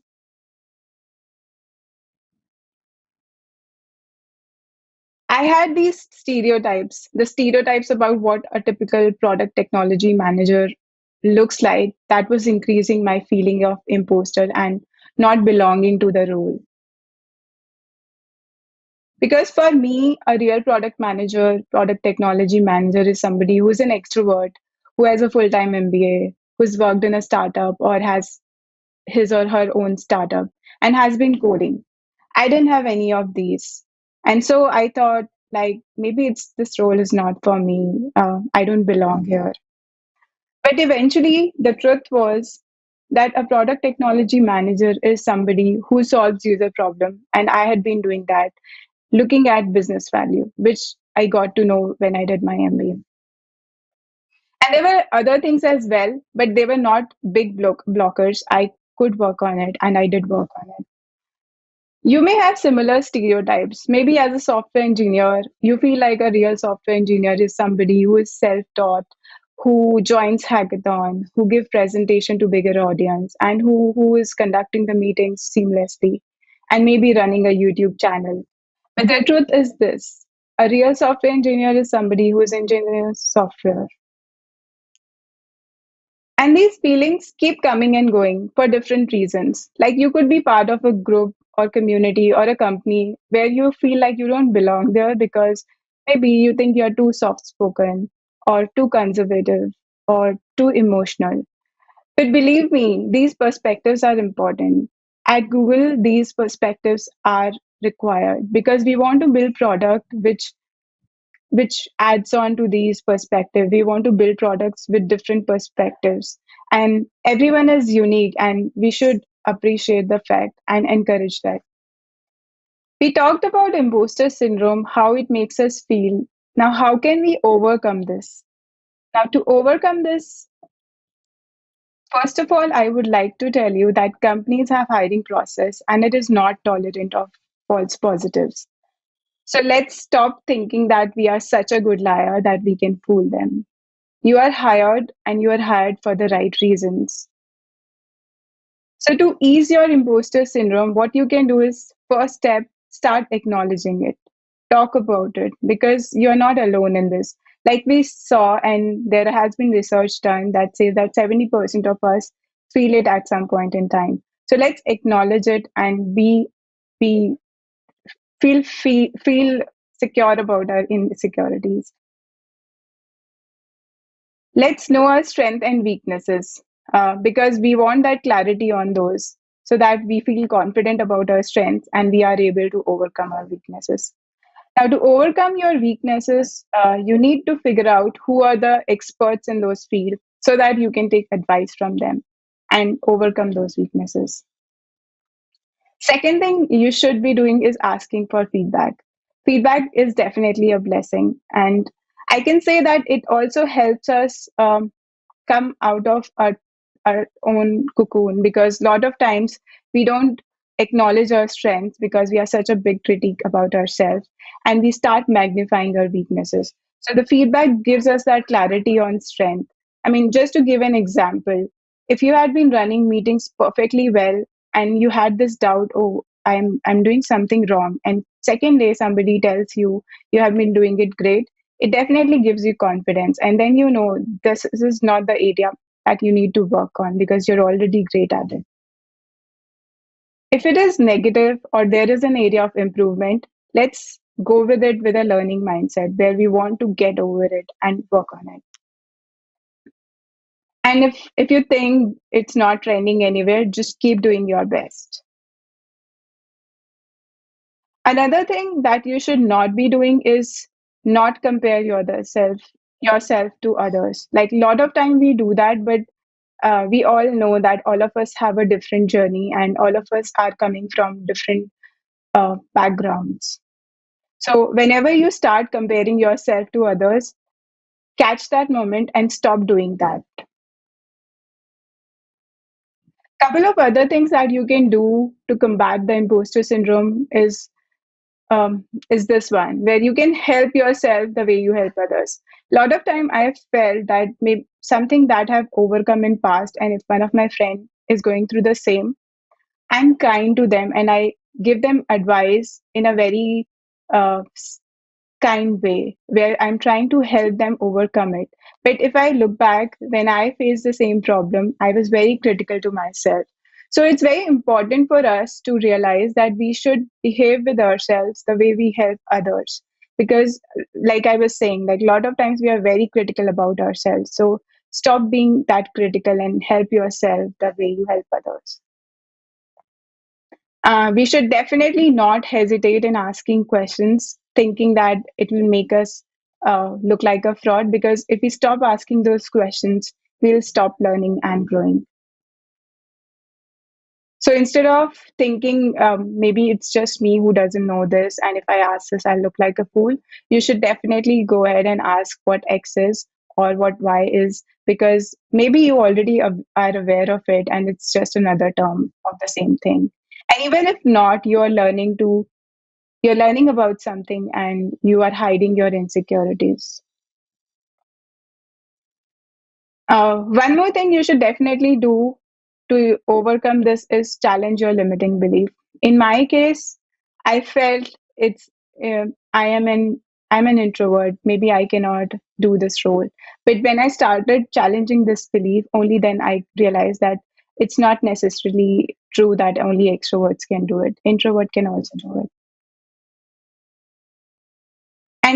And because imposter syndrome is something that can reoccur, we should feel confident about the moments. We should write down the moments when we felt confident and take a record of that. And we are going to do that in one of the exercise today.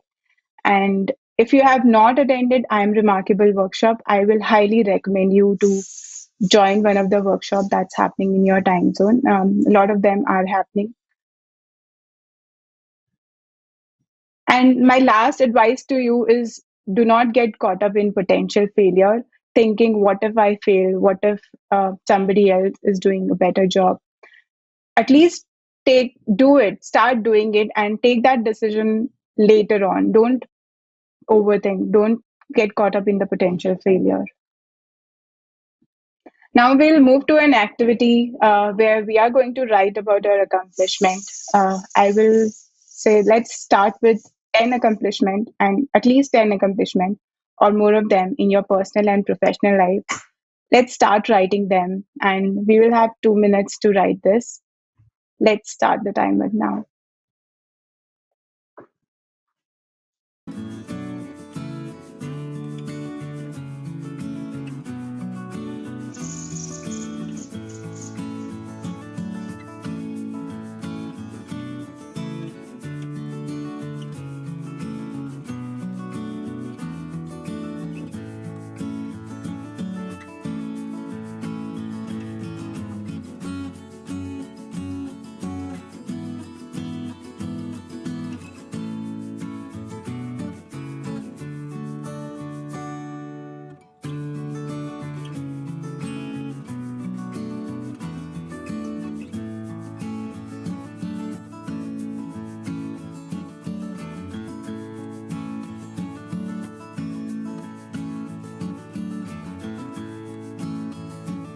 We'll say, don't think, just keep writing.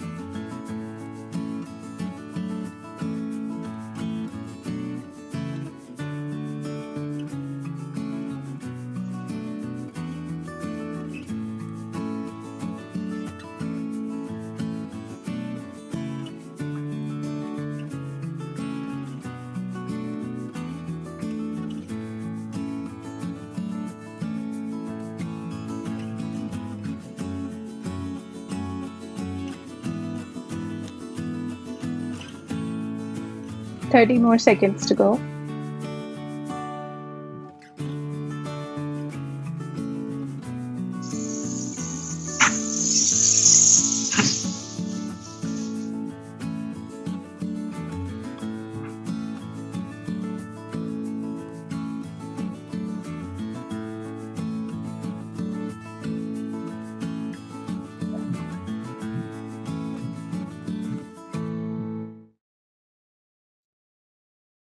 All right. I will say don't stop here. Keep writing today and even more frequently. And please share one of the accomplishment in the chat. Now tell me, how did it feel like writing your own accomplishment? For those of you who has done this exercise in the past, but for the ones who are doing this for the first time, I know it's difficult. It gets difficult after writing first 2 or 3 accomplishment because we are not used to writing them. We are not conditioned to be talking about our accomplishment. So this is more like flexing a muscle that we do in the gym. Same way, you need to keep writing it frequently, so that you start acknowledging your accomplishment, and that's where our journey starts. We talked about imposter syndrome, how we can overcome it for ourselves. But how about if others are feeling this, and how can we help them? How can we be the rainbow in someone's cloud? Because if you know, like we rise by lifting others, when we lift others, that gives us confidence. Now, how can we avoid increasing imposter syndrome in others? There are small things that you can do which can help them overcome that feeling of fear or feeling of being in that new space where they feel like they don't belong here. A couple of things that you can do is first stop saying um, you don't know X. Like there could be a number of things that we know and they don't know. You remember that Venn diagram. So it's perfectly fine if somebody is not aware of a particular terminology or concept or anything. So we should disguise those surprises where we start showing or telling them that they are lacking something. Second thing is we should definitely appreciate different kind of background. Like I was telling you that different perspectives are important for the products that we are building, the different users that we are serving for, to make sure we are inclusive and fair. And a lot of times we make certain assumptions and call that out by saying that we all know particular thing by now, we all know this concept by now. I know it sounds good, but if we don't say that, I don't think we are going to miss out on anything. But by saying that, and for others who are not aware of it, it can make a lot of difference to them. So let's be cautious about what we are talking. Couple of other things that we can do is answer their questions. No question is silly, and ease their insecurities.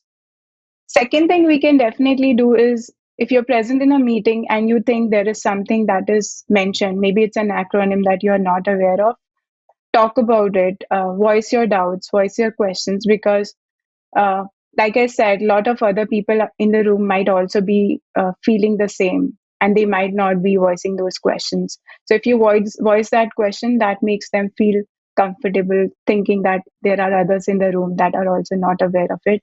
And by asking those questions, you are increasing your awareness. Third thing you can do is be open and make space for questions while you're presenting or talking to the audience so that they feel welcome to ask questions, and like tell them beforehand that sometimes we are so comfortable using those acronyms. Tell them beforehand that you might be using certain acronyms, and if somebody is not aware of it, feel free to stop and ask those questions. And definitely, you should be appreciating and encouraging your teammates, because, like I was saying, there is some uniqueness in all of us, and we should appreciate that. And who doesn't like being appreciated? And we should be encouraging our colleagues to bring their whole selves to work, and coming to the same point again, that we should appreciate their achievements, we should appreciate their uniqueness so that they feel comfortable coming to the workplace being themselves. Like, even if they are introvert, for an example, they should feel comfortable being that. Not everyone is same, and we should appreciate everyone's uniqueness. With this, I will move to our next activity. It's basically a challenge where I want to challenge you to write your own bio, basically a short introduction about yourself. Uh, in front of you, you see a template where there is a short draft on how you can write your bio. This is a framework to help, and feel free to use anything else that you want to. And these are certain things that you can include in your bio, which could be roles you have been part of, skills that you have acquired, your strengths. It can be experiences that makes you different from others, or the values that you appreciate and are strong about. In this slide, you can also see some descriptive adjectives and action verbs that you can use to write your bio. Feel free to take the screenshot so that when you're writing your bio, this will be helpful for you to write the bio. Now, because of lack of time, we won't be completing this exercise. And I know that writing a bio is hard, but we have already taken this first step. So please fill this bio in the form linked below. And we are going to take a look at all the bios and the submissions, and there will be goodies for 10 selected entries. Now, let's look back on what we talked about. We talked about imposter syndrome, how this is not a trait, it's not a defect, it's basically a psychological condition which makes us feel like we are a fraud and we stop acknowledging our accomplishment. To ease imposter syndrome, first of all, you need to acknowledge that you are going through it and let's talk about it. Overcome that by knowing feedback, knowing your strengths, working on your weaknesses. Write your accomplishment. That becomes as a moments where you can start motivating yourself because we are self-critical in nature. So we want to make sure that we are appreciating the accomplishment and talking about it. Not just about ourselves, we should also be helping others in easing their imposter syndromes by being very explicit about it, talking and voicing our opinions and raising questions in the meeting, appreciating our colleagues. And last but not the least, I would like all of you to write and work on your bio and share your bio in the link shared on the slide. In the end, I want all of you to feel comfortable wearing this badge and appreciate the uniqueness in you. I hope this talk has helped you in coming to this journey and will help you moving forward. Thank you for taking out time to own your expertise. In case any of you want to connect with me post this talk, I'm available on LinkedIn. And if you are looking for more resources to read about imposter syndrome, here are some of the resources that you can read out later on.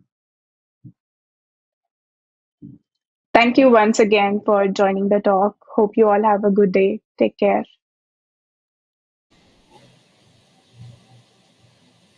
Katita, I cannot thank you enough for such an inspiring and mind blowing talk. I can see that in the chat box as well. This was much needed one for all of us to take some time to think about us, to appreciate the uniqueness in us, and also to courageously and comfortably wear the expert badges. Because each one of us are unique. We all are experts and we all have achieved a lot in our lives. Lot to go. While you all are enlightened to the core, I'm sure you all had fun too. But wait, this isn't the end. While we have reached the end of the first day, this isn't the end of the celebration. We are coming back tomorrow with a few more interesting sessions, fun, and surprises.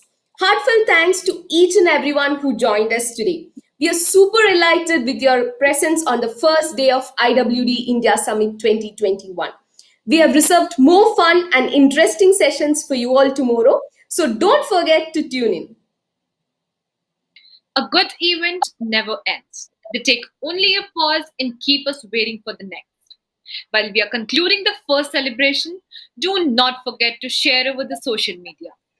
Share about what you have learned, how much fun did you have, and now again, what do you have the courage to create this year?